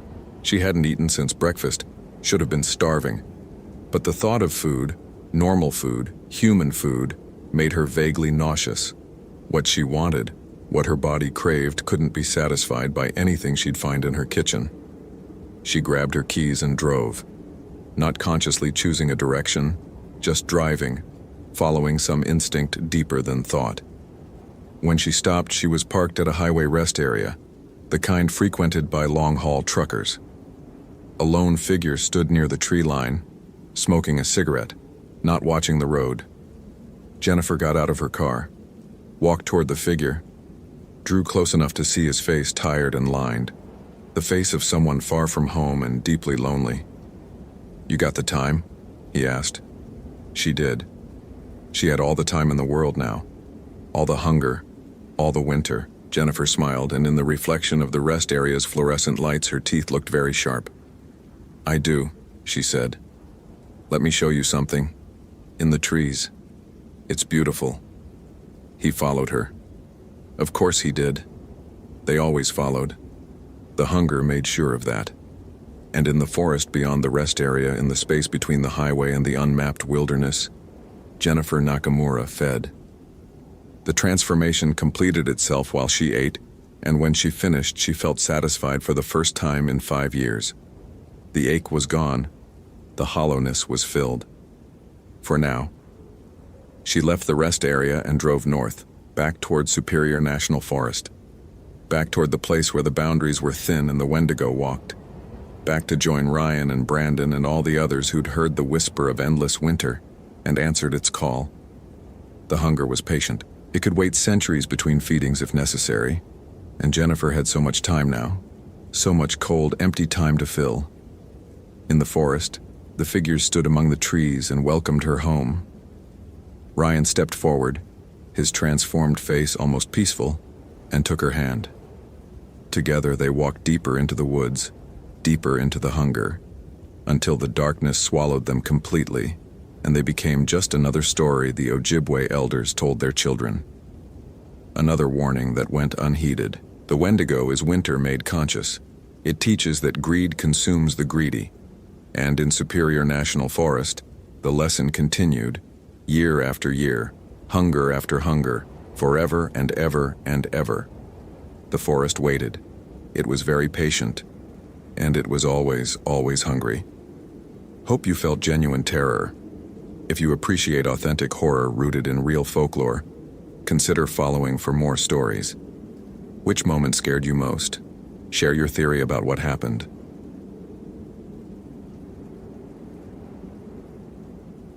Thomas O'Brien found the tent first, perfectly intact, zipped from the inside with 3 feet of fresh snow covering footprints that led away and never came back. He crouched beside it, his breath forming clouds in the February air that hung motionless between the pines. The Motorola radio on his belt crackled with static, but he ignored it. His gloved hand traced the zipper's path, noting how the metal teeth locked together without force, without struggle. Inside, through the frost-opaque nylon, he could make out the dark shapes of a sleeping bag, a backpack, supplies still arranged in careful order. Brandon Mitchell had been missing for 72 hours. His parents had filed the report on Monday morning when he'd failed to call from the Sawbill Trail checkpoint. Tuesday brought search dogs that lost the scent at Kelso Lake. Wednesday saw 2 helicopters grounded by weather that the meteorologists couldn't explain. Clear skies to the south and east, but here in this specific corridor of the boundary waters, snow fell in sheets that turned the forest into a wall of white static. Thomas stood, his knees protesting the cold, and pulled out his Garmin GPS.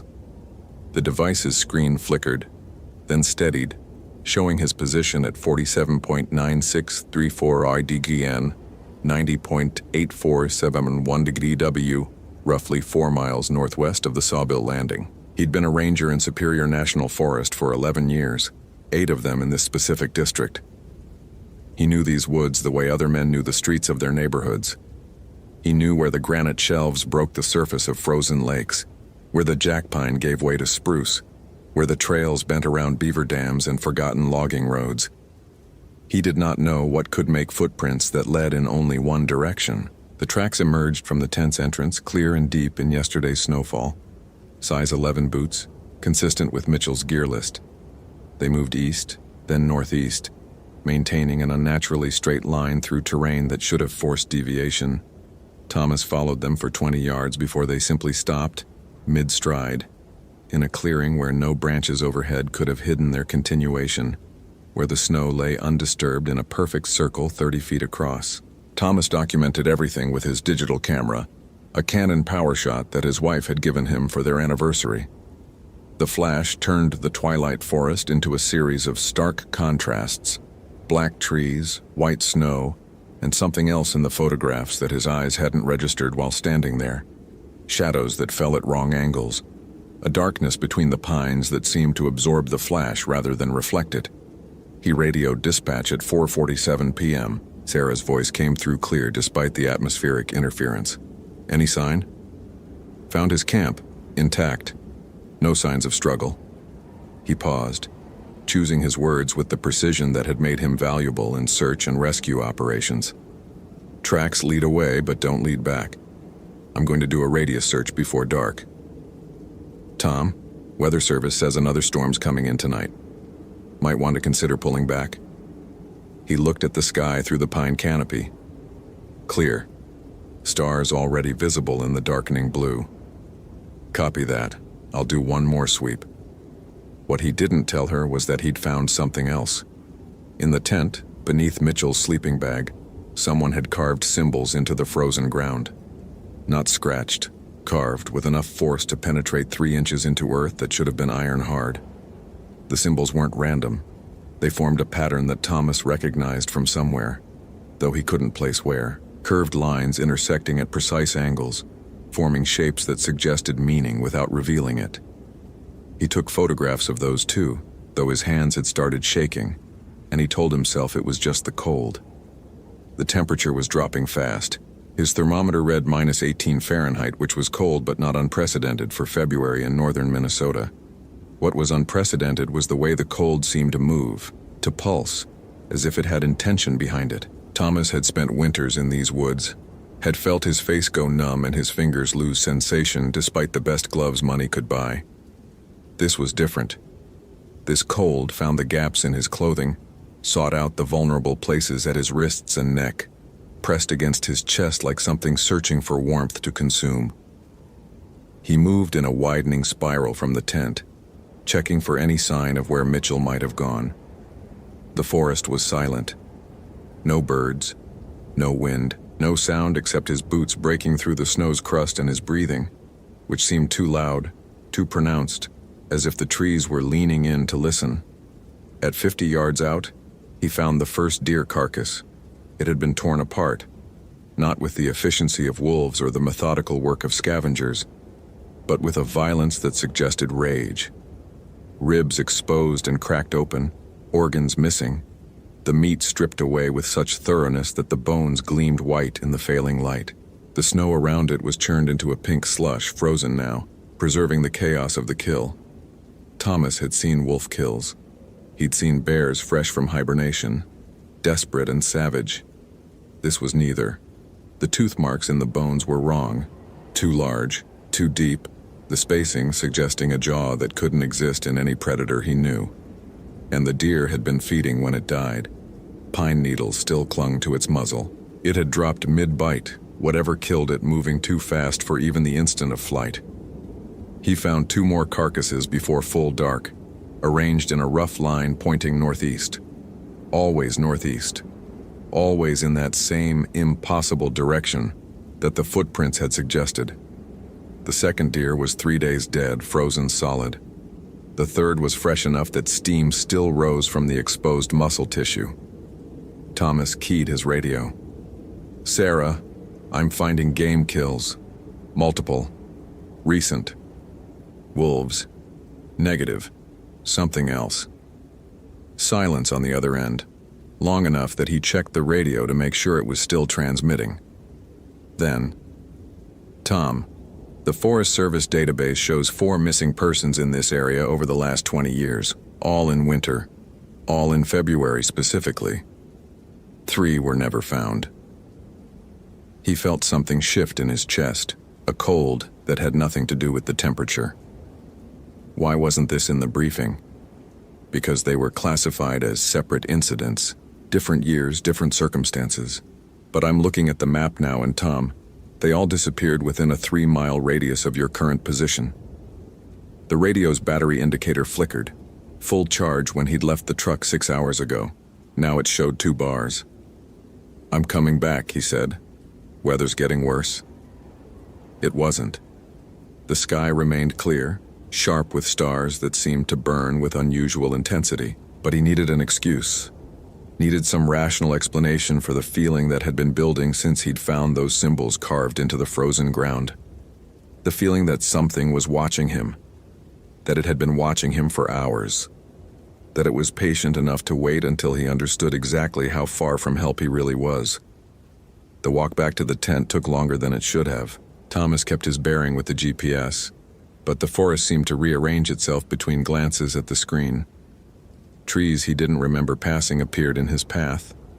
The trail he'd broken through the snow filled in behind him, as if the forest was erasing evidence of his passage.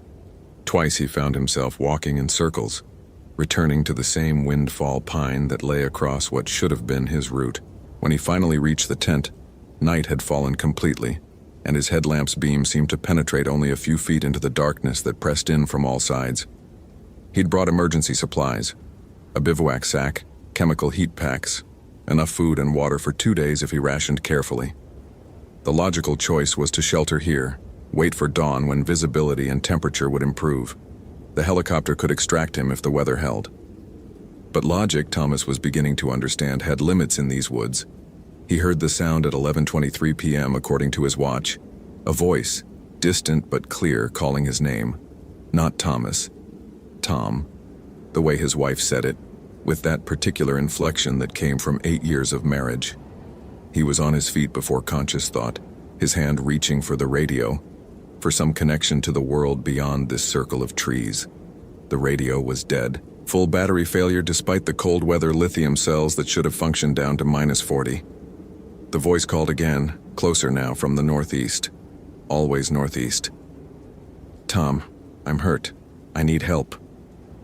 It was Brandon Mitchell's voice. Thomas knew because he'd listened to the voicemail Mitchell's mother had played during the initial briefing. The last message her son had left before entering the boundary waters. The same timbre, the same slight hesitation before certain words that suggested a man choosing his phrases carefully. Thomas's hand found his service pistol, a Glock 22 that he'd carried for 11 years and fired exactly 3 times outside of training, twice to put down injured deer, once as a warning shot during a confrontation with a disturbed hiker. The weight of it felt inadequate now, a talisman that might work in the world of cause and effect, but held no power here. "Brandon?" His voice cracked on the name. "Where are you?" "Northeast, follow my voice, hurry." Every protocol, every hour of training, every instinct developed through years in these woods told him not to move. Wait for dawn, wait for backup, wait for the rational world to reassert itself. But there was something in that voice, an edge of genuine pain beneath the words, and Thomas had devoted his career to helping people who were hurt and lost and alone in the wilderness. He moved northeast, following the voice that always stayed the same distance ahead, that never grew closer despite his pace increasing from a walk to a jog to something approaching flight through the trees.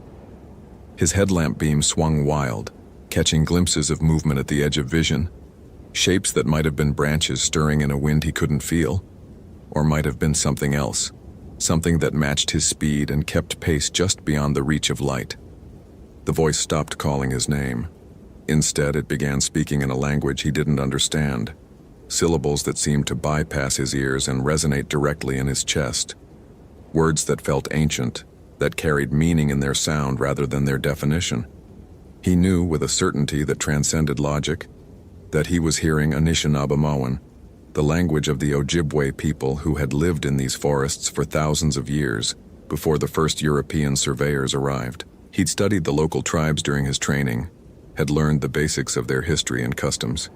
He knew they had stories about the boundary waters, warnings passed down through generations about certain places where the forest grew too quiet, where the game disappeared, where people who ventured in during the hungry months sometimes came back changed, if they came back at all.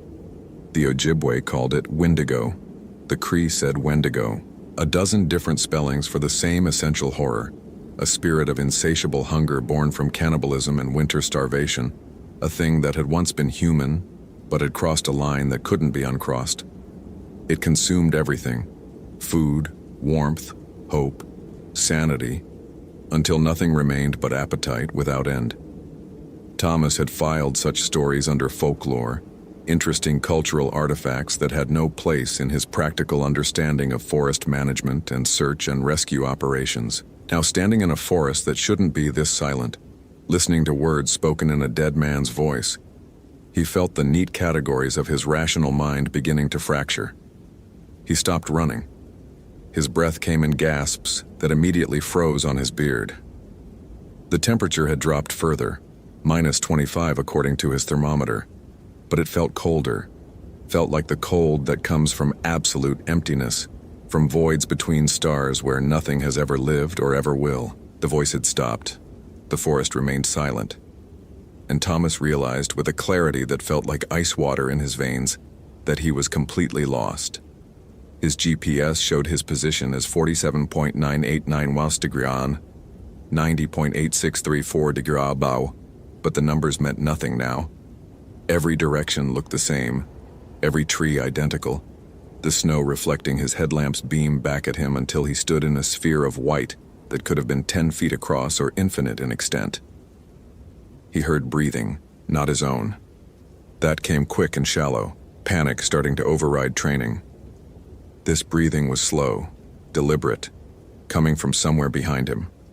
The sound of something that had all the time in the world, that had been here long before Thomas O'Brien was born and would remain long after he was gone. Thomas turned. The thing stood at the edge of his headlamp's reach, at the precise boundary where light surrendered to darkness. Tall, impossibly tall, at least 8 feet if he had to guess, but proportioned wrong, as if its limbs had been stretched by some force that didn't care about the limits of bone and sinew.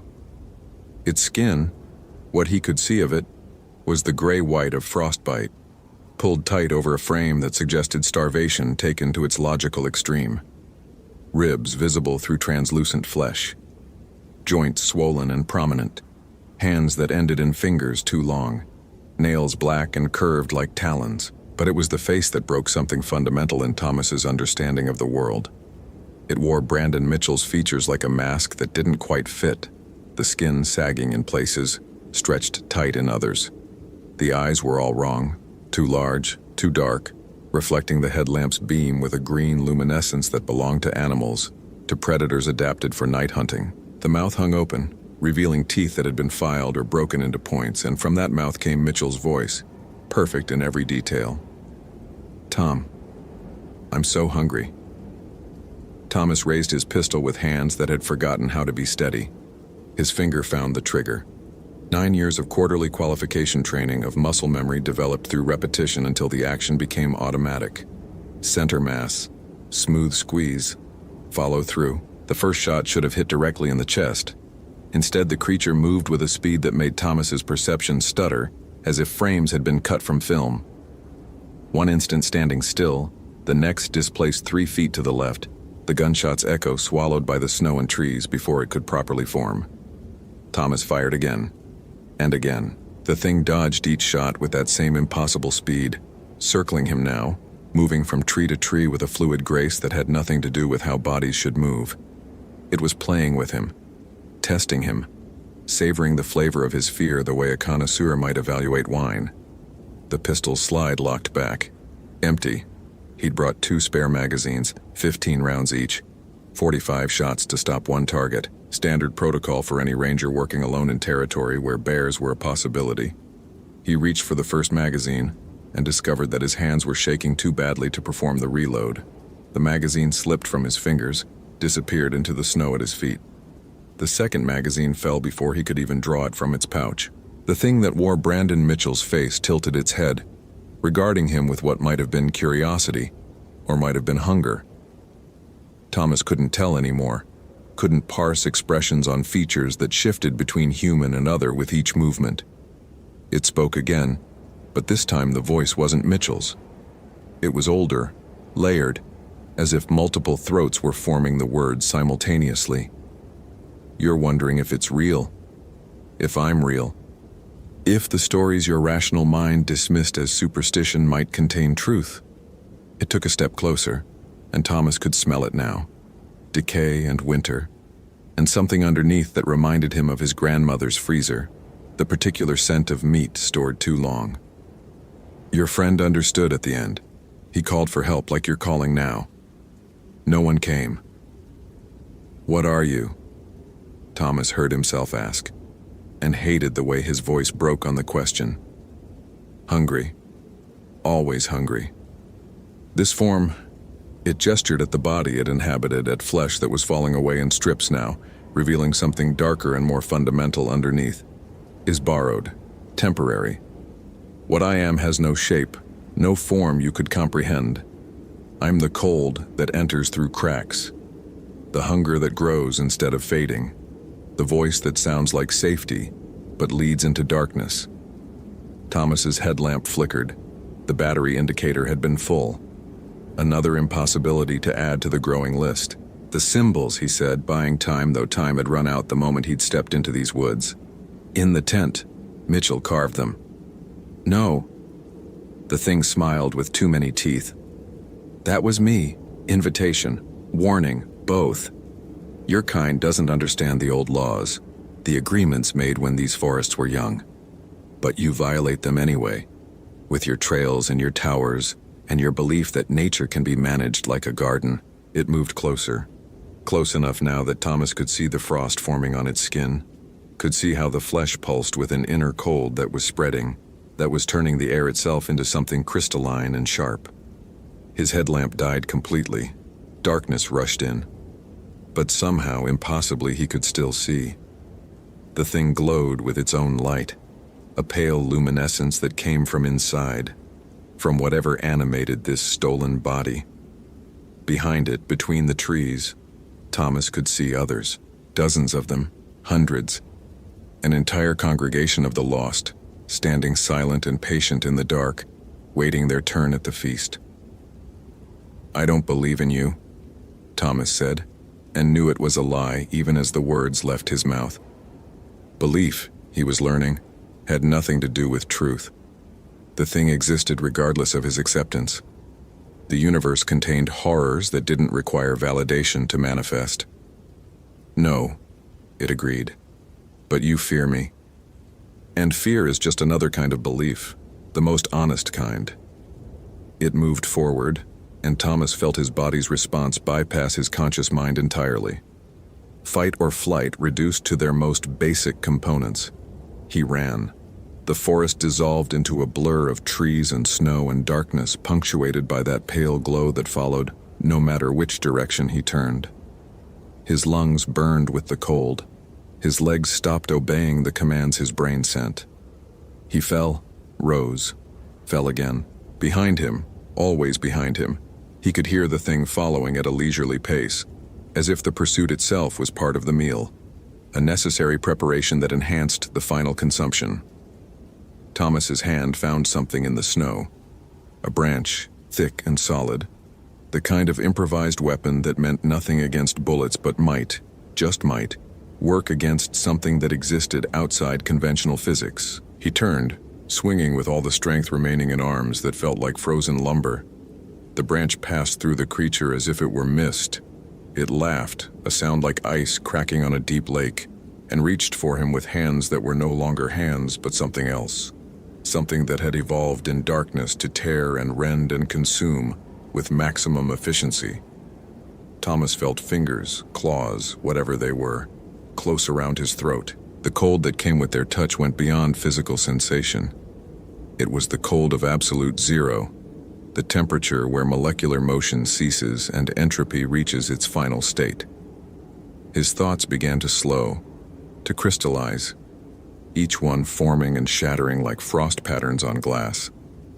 He saw his life reduced to data points, to decisions that had led him to this moment in this forest, with this thing's breath on his face. Saw his wife's face as he'd kissed her goodbye that morning, the way she'd held onto his hand a moment too long, as if some unconscious part of her had known. Saw the reports he'd filed, the cases he'd closed, the people he'd helped. All of it meaningless now. All of it leading to this ending in the snow. The thing opened its mouth wider, dislocating its jaw like a snake preparing to swallow something too large. Inside that mouth, Thomas could see nothing.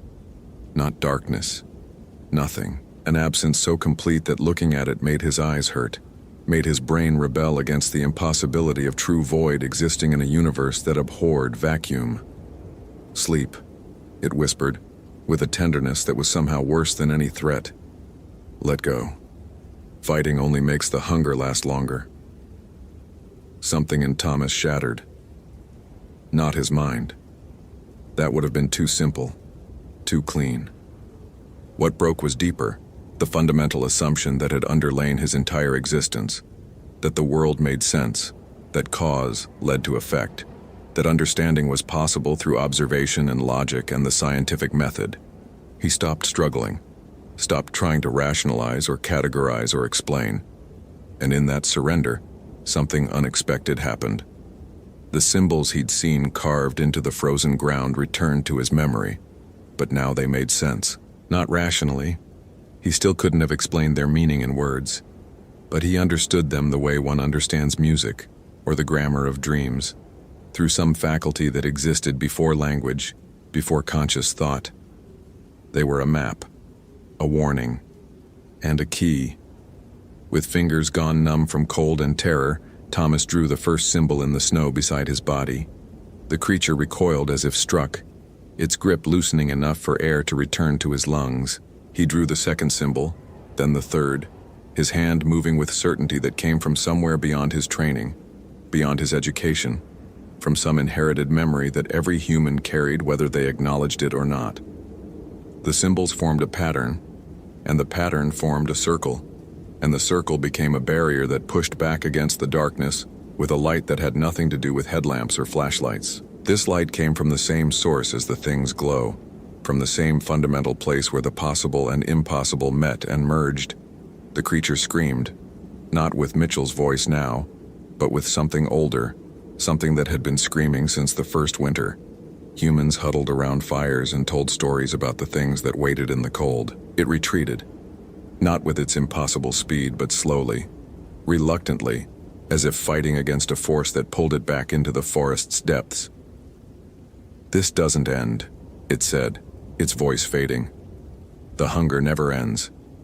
We'll be here when your kind is gone. We've always been here." Thomas lay in the circle of symbols, breathing in gasps that felt like they would tear his lungs apart. The luminescence faded. Darkness returned, natural darkness this time, the simple absence of light rather than the presence of something worse. His headlamp flickered back to life, its beam weak but functional. He checked his GPS. The screen showed his position clearly now. 47.9634 degrees, 90.8471 degrees. He'd traveled in a perfect circle, ending exactly where he'd started, at Brandon Mitchell's tent. Dawn came slowly to the boundary waters, bleeding red light through the pines. Thomas waited for it, not daring to move from his protective circle, not daring to believe that the night was truly over. When full daylight finally arrived, when he could see steam rising from his breath in the morning cold, he stood on legs that barely supported his weight. The tent was gone, not collapsed or torn down, but gone completely, as if it had never existed. The symbols he'd drawn remained, burned into the snow an inch deep, their edges perfect despite the wind that should have blurred them. His radio crackled to life. Sarah's voice, distorted but recognizable. "Tom? Jesus Christ, we've been trying to reach you all night. What's your status?" He looked at the radio in his hand, then at the forest around him, at the trees that stood innocent in the morning light. He opened his mouth to answer and discovered he didn't know what to say. How could he explain what he'd experienced? Who would believe him? "I'm okay," he said finally. "I'm coming out." "Did you find Mitchell?" Thomas thought about the thing that had worn Brandon Mitchell's face, about the congregation of stolen bodies standing silent between the trees. He thought about the symbols and what they meant, about knowledge that couldn't be unlearned and doors that once opened could never be fully closed. "No," he said. "He's gone." The walk back to the Sawbill landing took 3 hours. The forest remained quiet, but it was a natural quiet now, the simple stillness of winter rather than the oppressive silence of the night before. Birds called from the branches. His boots broke through the snow crust with satisfying crunches. The GPS maintained signal without flickering, but Thomas knew, with a certainty that lived in his bones now, that something had changed. The forest watched him differently. The shadows between the trees suggested depths they hadn't held before, and sometimes, just at the edge of hearing, he caught whispers in a language he couldn't understand, but somehow recognized. He submitted his report to the Forest Service 3 days later, after spending 72 hours in a hotel room trying to reconcile what he'd experienced with the requirements of official documentation. Missing person, presumed dead, cause unknown. Equipment failure due to extreme cold, no sign of foul play.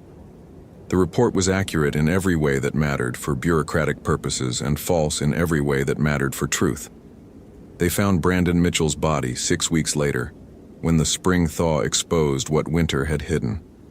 The autopsy report noted severe tissue damage consistent with prolonged exposure and animal predation, which was technically accurate and completely insufficient. Thomas attended the funeral but left before the burial, unable to stand beside a closed casket and pretend he didn't know what had really happened in those woods.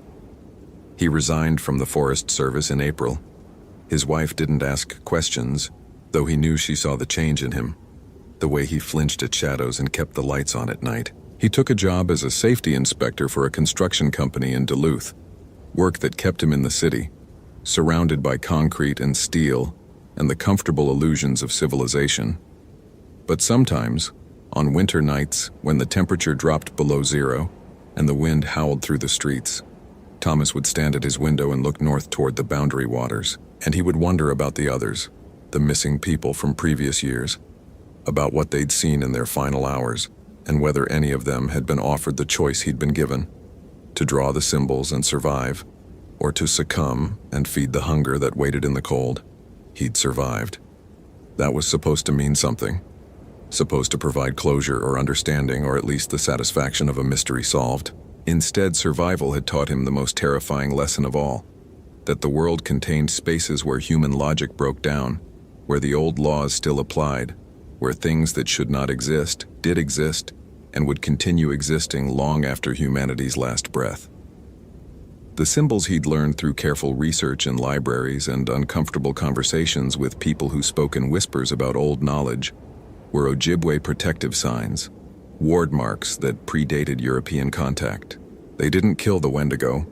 Nothing could kill something that was already dead in every meaningful sense. But they could hold it at bay, could create boundaries that even hunger incarnate couldn't cross. The elders Thomas spoke with didn't seem surprised when he told his story, edited and sanitized though it was. They'd heard similar tales before. They warned him that drawing the symbols came with a price, that by acknowledging the old powers, by using the old protections, he'd made himself visible to things that most people never had to face. The forest remembers, one elder told him, an old woman, whose name he was asked not to share. It remembers those who see truly, and it calls to them, in dreams and in waking, until they answer or die. Thomas didn't tell her that he'd been dreaming of the boundary waters every night since his return. Didn't mention how, in those dreams, he walked familiar trails that led to unfamiliar places, or how he sometimes woke with snow in his bed despite living in a climate-controlled apartment on the 5th floor. Didn't admit that part of him, a growing part, wanted to answer the call. To return to those woods and face what waited there with open eyes rather than the blind denial that protected most people from truths they couldn't accept. Because he'd learned something else during that night in the snow. The Wendigo, the hunger that walks, was symptom rather than disease. It was what happened when certain lines got crossed, when the space between human and animal, between living and dead, between appetite and being became too blurred to maintain. And those lines, Thomas was beginning to understand, were thinner than civilization wanted to admit, more fragile than society could afford to acknowledge. On February 14th, 1 year exactly after his encounter in the boundary waters, Thomas received a package at his apartment. No return address. Inside, wrapped in brown paper, was a map of Superior National Forest with a single location marked in red ink. Coordinates that corresponded to a section of wilderness he'd never visited, roughly 30 miles northwest of where Brandon Mitchell had disappeared. With the map was a note handwritten in what looked like charcoal on birch bark. Another one is missing. They're calling your name. Thomas sat at his kitchen table, the map spread before him, the note's words burning themselves into his consciousness. He thought about his wife sleeping in the next room, thought about the comfortable life he'd built, the illusion of normalcy he'd worked so hard to maintain, thought about the symbols he'd drawn and the door he'd opened. Outside, snow began to fall, unusual for the Twin Cities in late February. Through his 5th floor window, Thomas could see it accumulating on the street below, covering the cars and sidewalks in a white shroud that made the city look almost peaceful, almost like wilderness. He folded the map and placed it in his jacket pocket, made a pot of coffee that he didn't drink, watched the eastern sky begin to pale with the promise of dawn. And when morning came, when his wife emerged from the bedroom with questions in her eyes that he couldn't answer, Thomas O'Brien did what he'd known, since the moment he'd opened that package, that he would do. He went back to the woods. Hope you felt genuine terror. If you appreciate authentic horror rooted in real folklore, consider following for more stories. Which moment scared you most? Share your theory about what happened.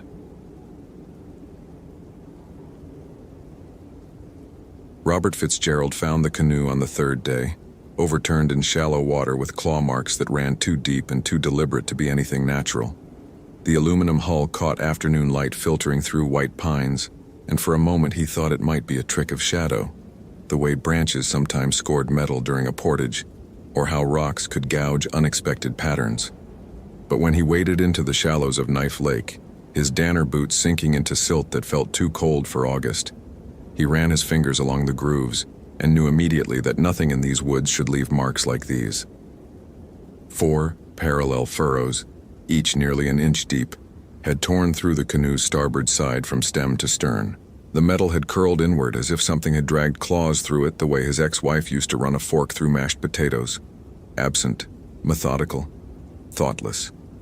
The spacing was wrong for bear, too wide for wolf, and whatever had done this had possessed strength enough to flip a 17-foot Grumman like it weighed nothing at all. Robert straightened, lake water streaming from his sleeves, and checked his Garmin E-Trex Legend. The coordinates matched the last known position from Madison Garcia's spot beacon, 48.0847 again, 91.21, Phi 6 W, roughly 9 miles northwest of the Moose Lake entry point.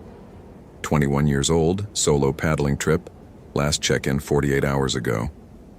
Her father had filed the missing persons report from Phoenix, voice cracking over the satellite phone connection at the ranger station.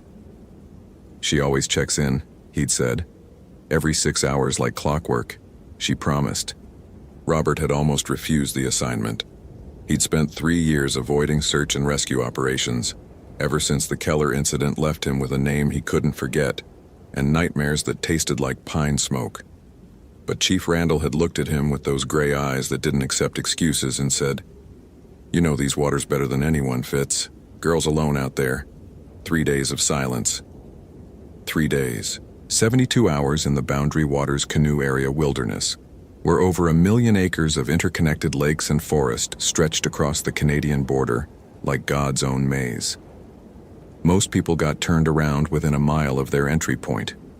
Madison Garcia, according to her permits, had planned a 12-day circuit through some of the most remote territory in Minnesota: Knife Lake, Kakakabik, Gabamichigami. Names from the Ojibwe, the people who'd called this place home long before white men carved it up and called it wilderness. The canoe's supplies were gone. No dry bag, no tent, no food pack. Either Madison had secured them before whatever happened, or something had taken them. Robert studied the shoreline, cataloging what he saw with the methodical attention that 15 years as a ranger had drilled into his bones. Trampled ferns near a flat granite outcrop, the kind of place you'd pull a canoe onto shore. Scuff marks in the lichen, and beyond that, disappearing into a stand of birch trees, what might have been footprints. Human footprints. Bare feet, he realized as he knelt beside them, and his stomach tightened into something small and hard. The impressions were distinct in the soft soil between rocks. 5 toes, proper arch, human configuration. But they were wrong in ways that made the hair on his forearms stand up despite the afternoon heat that pressed down through the canopy. Too long, for one thing. Madison Garcia's driver's license listed her at 5'3", maybe 110 pounds. These prints suggested someone close to 7 feet tall, if the stride length meant anything. And they were deep. Too deep, as if whoever made them carried enormous weight, or pressed down with force that exceeded what their frame should allow. Robert pulled out his Motorola talkabout and keyed the transmit button, but got only static. He'd known the radio wouldn't reach the station from this deep in the wilderness. The terrain played hell with signals, but protocol demanded he try. He marked the coordinates in his notebook instead, sketching the canoe's position and the track leading into the forest. His handwriting looked shaky, and he forced himself to breathe slowly through his nose, fighting the tightness in his chest that had nothing to do with the altitude. The footprints led northeast, away from the established portages and deeper into country that didn't appear on recreational maps. Robert hesitated at the tree line, one hand resting on the Leatherman multi-tool clipped to his belt. Every instinct he'd cultivated over 15 years told him to wait for backup, to radio the coordinates once he reached higher ground, and let a team handle the search. He'd learned that lesson in blood and screaming, and the smell of burning canvas 3 years ago, when he'd gone charging ahead and left his partner alone. But Madison Garcia was out there, had been out there for 3 days, and the temperature would drop into the 40s tonight. If she was injured, hypothermic, alone. Robert pushed into the trees. The forest changed almost immediately.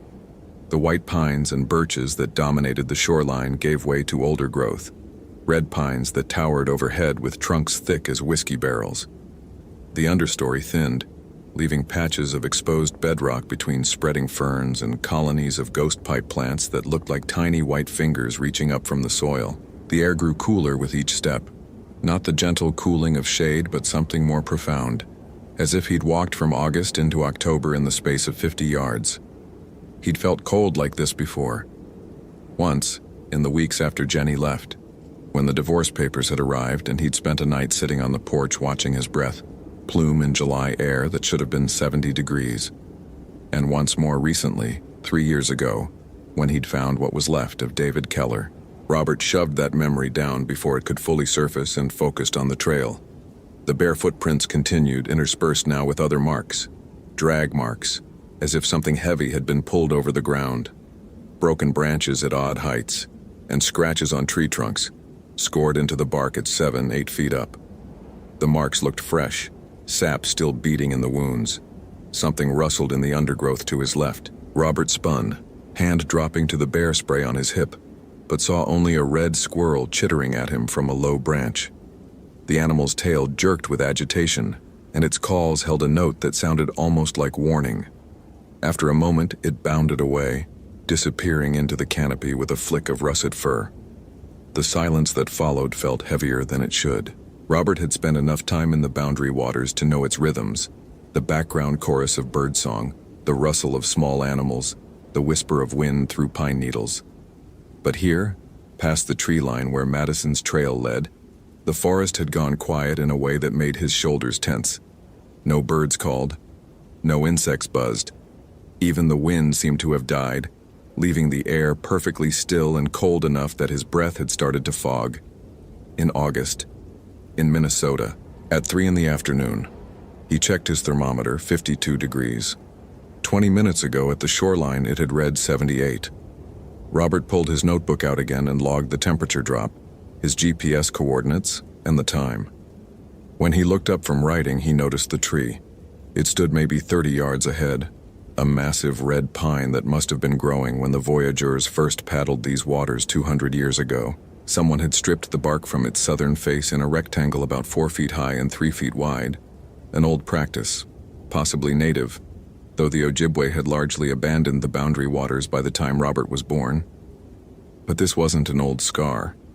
The exposed wood still bled sap, and carved into the fresh cambium layer were symbols that made something cold and sharp slide down his spine. Not English, not any language he recognized.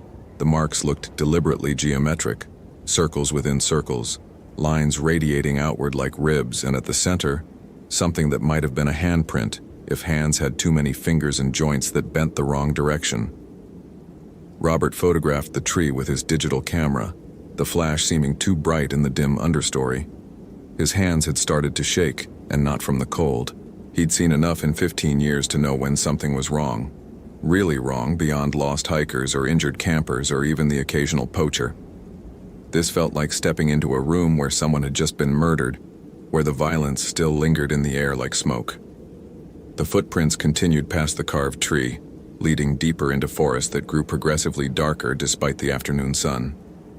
Robert followed, because stopping meant admitting something he couldn't quite name, and because Madison Garcia was out here somewhere, and he'd already failed one person in these woods.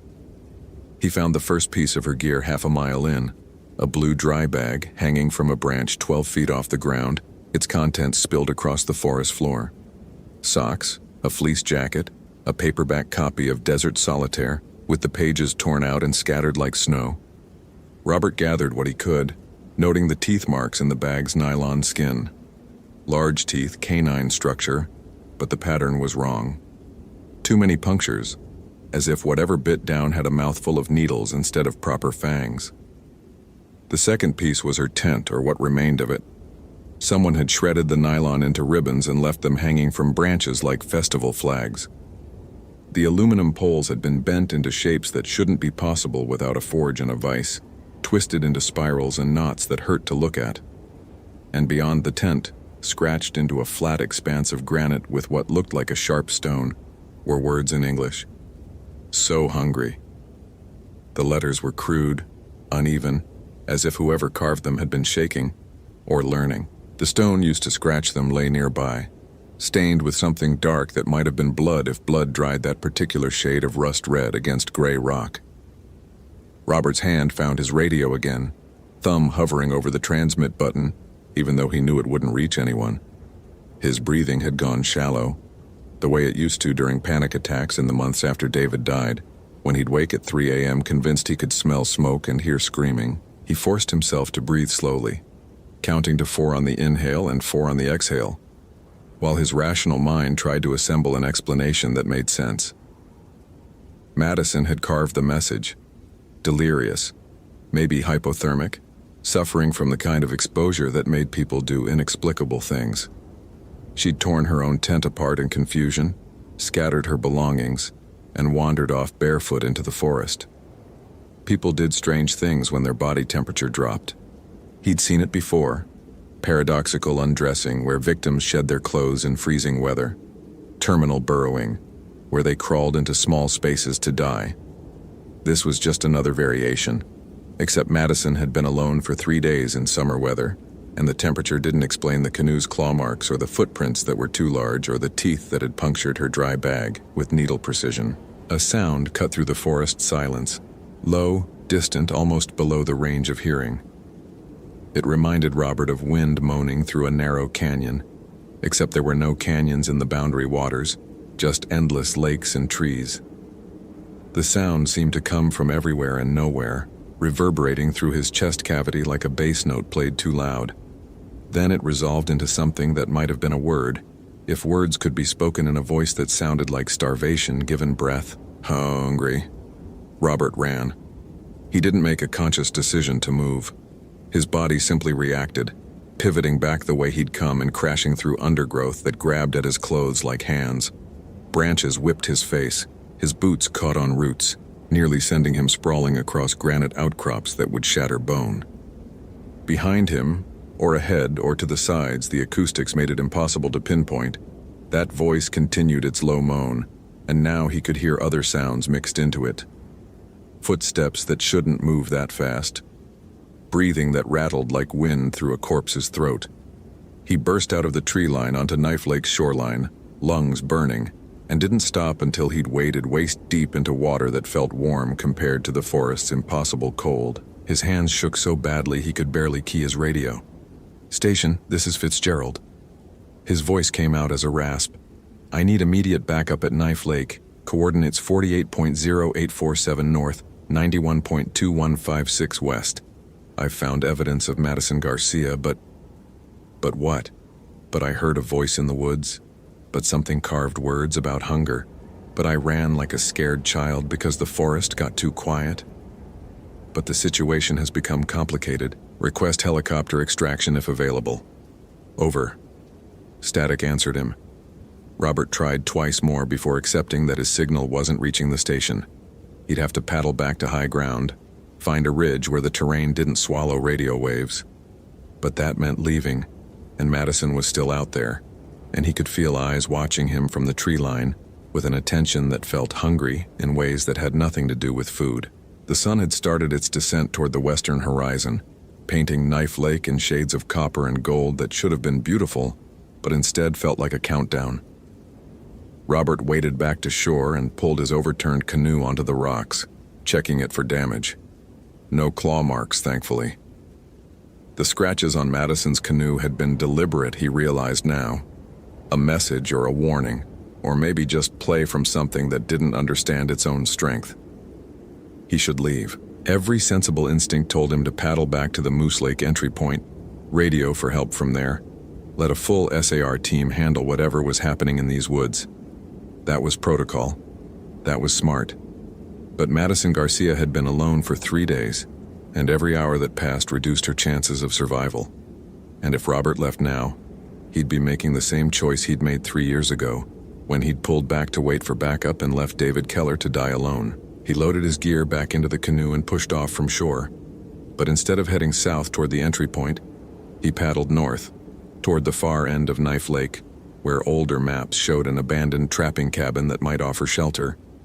If Madison had any survival training, she might have sought it out, and if Robert was going to spend a night in these woods, which seemed increasingly inevitable as the sun dropped lower, he wanted walls and a door between him and whatever walked the forest. The paddle took 40 minutes, long enough for the sunset to paint the sky in shades that reminded him uncomfortably of dried blood. The cabin materialized from the shoreline exactly where his topographic map indicated, a single-room structure of weathered logs with a roof that sagged but hadn't collapsed. A stone chimney jutted from one wall, and a narrow porch faced the water, its boards warped and splitting. Robert beached his canoe and approached cautiously, bear spray in one hand and his maglite in the other. The cabin's door hung open on leather hinges that had rotted through, and the interior smelled of mouse droppings and mildew. But it was empty, and there were no signs of recent habitation, human or otherwise. He was setting up his camp stove on the porch when he noticed the scratches. They covered the cabin's interior walls, hundreds of them, thousands maybe, scored into the wood with fingernails or claws or something in between. Most were random, chaotic scratchings like an animal might leave, but others formed patterns, the same circular symbols he'd seen carved into the tree earlier, repeated over and over until they covered entire walls. And mixed among the symbols were words in multiple languages, English, what might have been French, and characters he didn't recognize but suspected were Ojibwe. All the words said variations of the same thing. Feed me always hungry, never enough. It wants, it wants, it wants. Robert backed out of the cabin slowly, his skin crawling. Someone had spent a long time in here, carving these messages. Multiple people possibly, over many years. The deepest scratches had darkened with age, while the newest still showed pale wood beneath. He should run. He should get in his canoe and paddle through the night if necessary, put as much distance between himself and this place as humanly possible. But the sun had nearly set, and navigating the boundary waters in darkness was a death wish even without whatever was hunting these woods. Better to stay here, keep a fire burning, wait for dawn. Better to stop running, maybe, the way he'd been running for 3 years. Robert built his fire on the porch using driftwood from the shoreline, feeding it until flames danced 3 feet high and threw wild shadows across the water. He boiled water for coffee on his camp stove and forced himself to eat an energy bar that tasted like sawdust and obligation. His Motorola lay on the boards beside him, still hissing static whenever he keyed the transmit button. Full dark came on fast, the way it always did in the deep woods, and with it came the cold. Robert watched his breath plume in firelight, watched frost form on the planks of the porch despite the flames, and tried not to think about temperature drops that defied physics and voices that spoke of hunger in the language of nightmares. Something moved in the tree line. Robert saw it from the corner of his eye, a pale shape that might have been birch bark or might have been something standing upright among the trunks. When he turned his head to look directly, it was gone, or maybe had never been there at all. But the feeling of being watched intensified, pressing against him like weight, like hands, like teeth that wanted to bite down and never stop biting. He added more wood to the fire, the flames leaped higher, and in their light he thought he saw more movement. Shapes circling the cabin just beyond the firelight's reach, moving with a gait that wasn't quite human and wasn't quite animal. Quick, jerky movements, like stop-motion animation, like something that had learned to walk by watching people but hadn't quite mastered the rhythm. A branch snapped in the forest. Close. Too close. "Madison," Robert called out, hating how his voice shook. "Madison Garcia, if you're out there, come to the fire. I'm a ranger. I'm here to help you." The forest absorbed his words without echo. For a long moment, nothing moved. Then that voice came again, the same bass moan he'd heard earlier, but closer now, near enough that he could hear the wet rattle underneath it, like lungs full of fluid trying to form sounds they weren't designed to make. Hungry. So hungry. Not Madison's voice. Not anyone's voice. Just hunger-given sound, and underneath it, that same word repeated over and over in a language that predated English, that might have been Ojibwe, or might have been older still. Wendigo. Wendigo. Wendigo. Robert knew the word. Every ranger who worked the Superior National Forest learned it eventually, usually in the context of folklore and winter survival stories.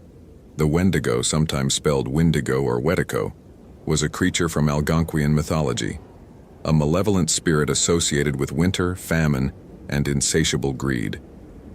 It was said to possess humans who resorted to cannibalism, transforming them into monsters with an eternal hunger that could never be satisfied.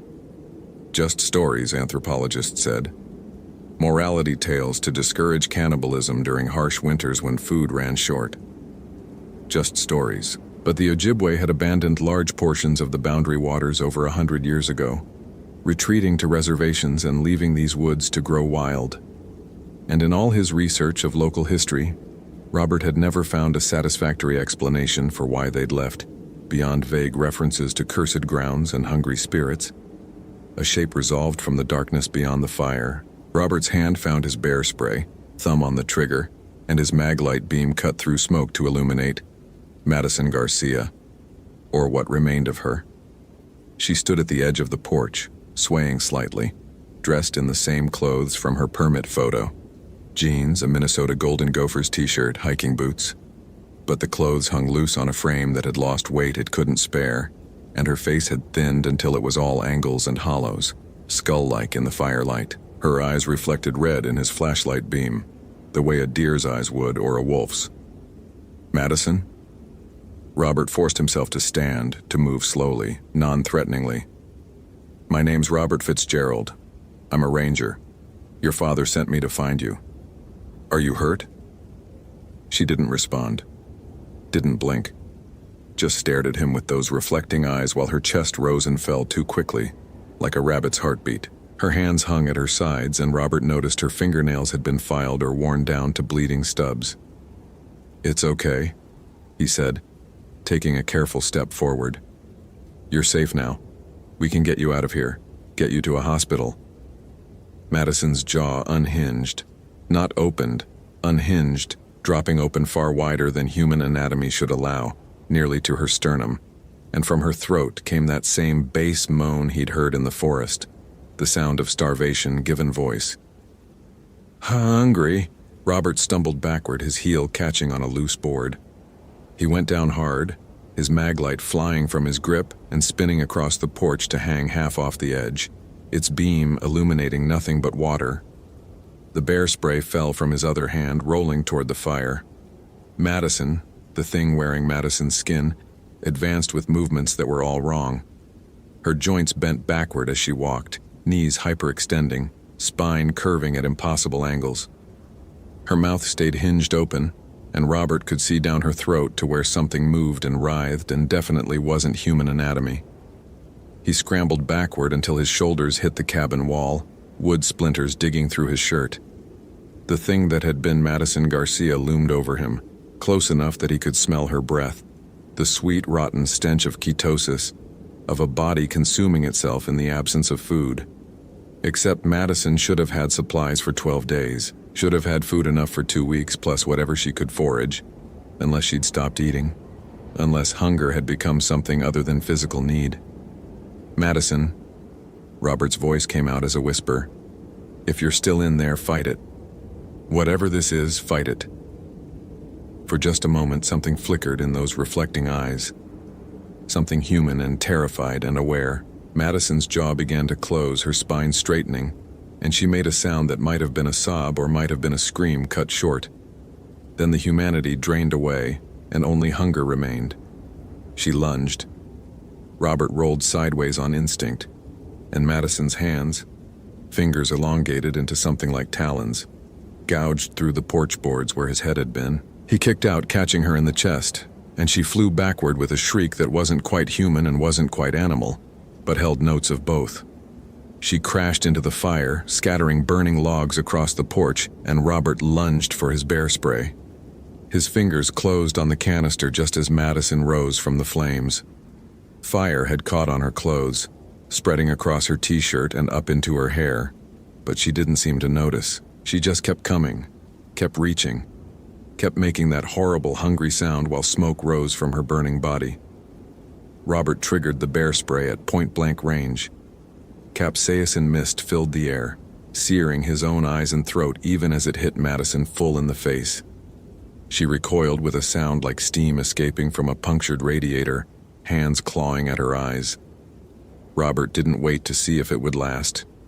He grabbed his gear bag, vaulted over the porch railing, and ran for his canoe. Behind him, Madison's screaming took on an edge that raised every hair on his body. It wasn't pain, not exactly. More like rage at being denied, at being kept from feeding, at being forced to remain hungry for even one more second. The scream rose in pitch and volume until it seemed to shake the trees, and underneath it, Robert could hear that other sound, the bass moan that spoke in a language older than English. Windigo. Windigo. Always hungry. Never satisfied. Feed me, feed me, feed me. He hit the water running, his momentum carrying him waist deep before he remembered his canoe. It was 10 yards up the shore, right where he'd left it, and Madison stood between him and it. She'd stopped screaming. Had stopped burning somehow, though her clothes still smoldered and the air around her shimmered with heat. Her head cocked to one side at an angle that would have snapped a human neck, and when she smiled, Robert saw that her teeth had grown, were still growing, into something that belonged in a nightmare. "Feed," she said, and this time her voice was almost normal, almost Madison's voice if Madison had spent a lifetime starving.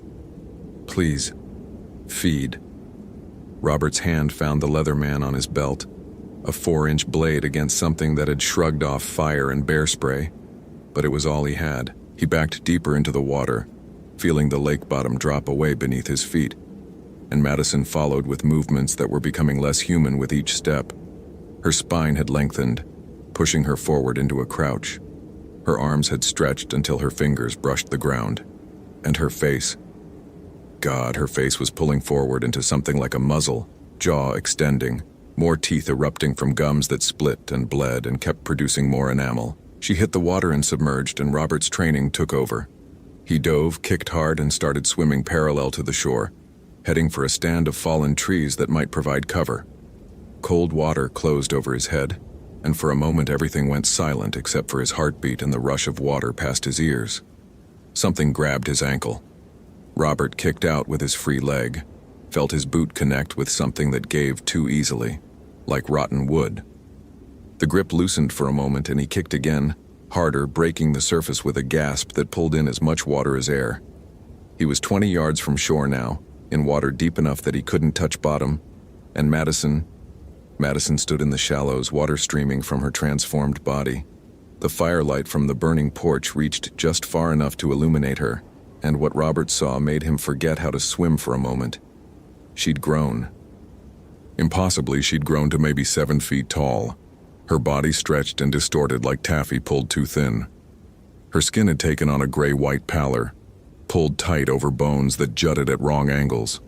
And her face, Jesus Christ. Her face looked like a skull wearing human skin as a mask. Eye sockets too large and too dark, jaw full of needle teeth that gleamed in the firelight. But worst were her eyes. They weren't Madison's brown anymore, weren't reflecting red like an animal's. They were empty, hollow. Black pits that led down to a hunger so profound it might have been infinite, a void that could swallow the world and still want more. Robert turned and swam for his life. He made it maybe 50 yards before his arms started to fail. The cold was sapping his strength and his clothes weighed him down, and terror had spiked his adrenaline so high that the crash was already beginning. Behind him, or was it ahead, he could hear splashing. Sense movement in the water. Madison could swim, apparently. Or whatever Madison had become could swim, and faster than him.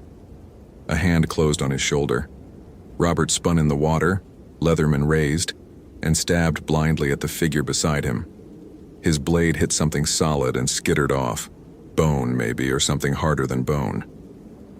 The hand tightened, lifting him half out of the water, and he found himself staring into that skull face from a distance of inches. Madison's jaw opened wide enough to fit his entire head inside.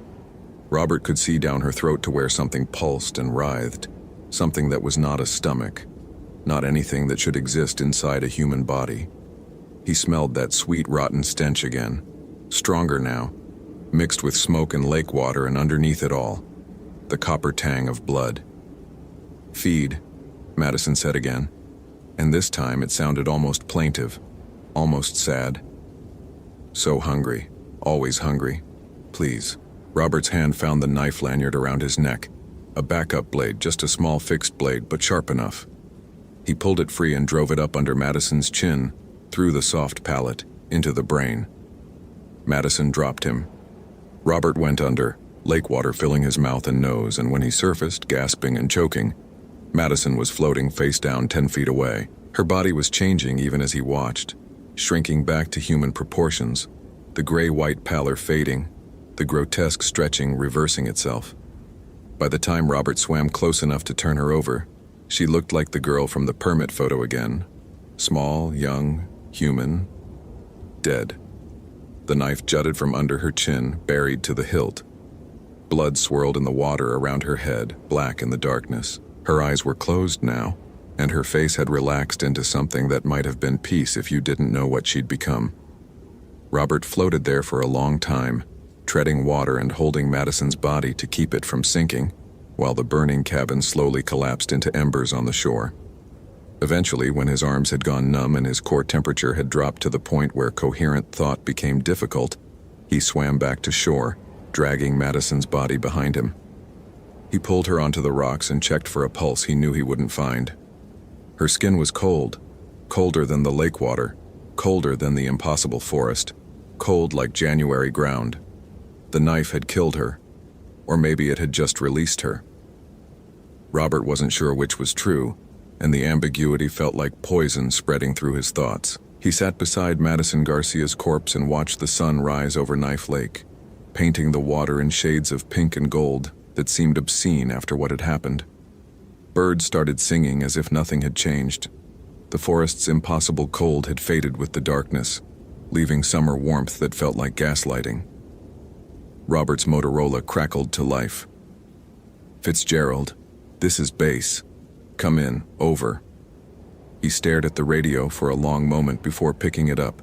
His hands had stopped shaking at some point during the night, leaving them steady in a way that felt like shock. "This is Fitzgerald. I'm at the north end of Knife Lake. I've recovered Madison Garcia. She's deceased. I need recovery support and a statement team. Over." Static then. "Copy that, Fitz. We're dispatching helicopter to your coordinates. ETA 90 minutes. Are you injured? Over." "Negative. I'm uninjured. Just what? Just traumatized? Just certain I killed someone who was still human underneath? Just aware that I'll never sleep through a night again without seeing those empty eyes? Just cold. Out." He set the radio down and looked at Madison again. In death, she looked peaceful, young. There were no signs of the transformation he'd witnessed, no evidence of the monster she'd become. Just a dead girl who'd gotten lost in the woods, and the ranger who'd put a knife through her brain. The helicopter found him 2 hours later, and by then Robert had constructed a story that made sense. Madison had been suffering from severe hypothermia and exposure-induced psychosis. She'd attacked him in a delusional state, and he'd been forced to defend himself. The scratches on his face and neck supported the narrative.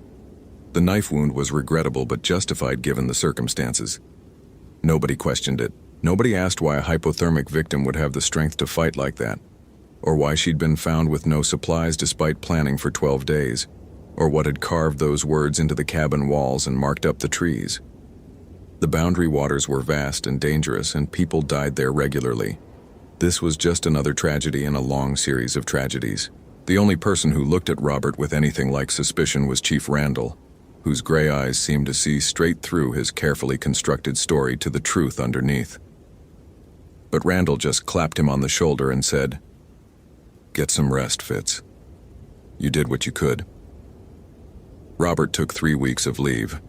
He spent them in his cabin outside Ely, drinking coffee and staring at the walls and not sleeping. When he did sleep, he dreamed of hunger, the kind of hunger that transcended physical need and became existential, a void at the center of self that nothing could fill. He dreamed of Madison's face as she'd transformed, human features stretching into something ancient and terrible. And he dreamed of that voice in the forest, the one that had spoken in Ojibwe and promised hunger without end. Windigo. On his last day of leave, Robert drove to the Bois Fort reservation and found an elder named Joseph Pine, who was known to speak about the old ways when the mood struck him. Robert told him what he'd seen, leaving nothing out, and Joseph listened without interruption until the story was finished. Then the old man nodded slowly and said, "Windigo sickness. My grandfather spoke of it. It happens when someone crosses a line they shouldn't cross, eating human flesh usually, or letting greed consume them until nothing remains but appetite. The spirit enters them, and they become what they hunger for. Always hungry, never satisfied, dead but not dead, human but not human." "Is there a cure?" Robert asked. Joseph Pine looked at him with eyes that had seen 80 winters. "You already found it. Death releases them, kills the spirit along with the body, but..." He paused, choosing his words carefully. "But the Windigo is patient. It's been in these woods since before the first Ojibwe, and it will be here long after the last white man leaves. It waits for those who hunger too much, who want too much, who need too much. Madison was just a college kid on a canoe trip. Was she? Joseph's smile was sad. Or was she running from something? Searching for something? Empty inside in a way the world couldn't fill? He shrugged. The Wendigo doesn't care about age or innocence. It only cares about hunger. And everyone hungers for something. Robert returned to work the following Monday. He took assignments that kept him away from the remote areas, stuck to developed campgrounds and high-traffic routes. He smiled and nodded when people asked about the incident, and he told his carefully constructed story until he almost believed it himself. But on quiet nights, when the wind moved through the pines outside his cabin in a way that sounded almost like words, Robert would remember those empty eyes and that voice promising hunger without end. He'd remember the cold that shouldn't exist in August, and the scratches on cabin walls that spoke of other victims and the way Madison's body had shrunk back to human proportions once the Wendigo spirit left it. And he'd wonder how many others were out there in the boundary waters, wandering the endless lakes and forests with bellies full of emptiness and hearts consumed by appetite. How many voices called from the darkness, promising to feed a hunger that could never be satisfied? The question kept him awake most nights, but even worse were the mornings when he'd wake up hungry. Not regular hunger, not the normal desire for breakfast, but something deeper, something that made him think about Madison's face as she'd transformed, about the way hunger could hollow a person out until only appetite remained. On those mornings, Robert would skip breakfast, would go straight to work and throw himself into paperwork and mundane tasks until the feeling passed, because he understood now what Joseph Pine had been trying to tell him. Everyone hungers for something. And in the boundary waters, hunger has teeth. Hope you felt genuine terror. If you appreciate authentic horror rooted in real folklore, consider following for more stories. Which moment scared you most? Share your theory about what happened.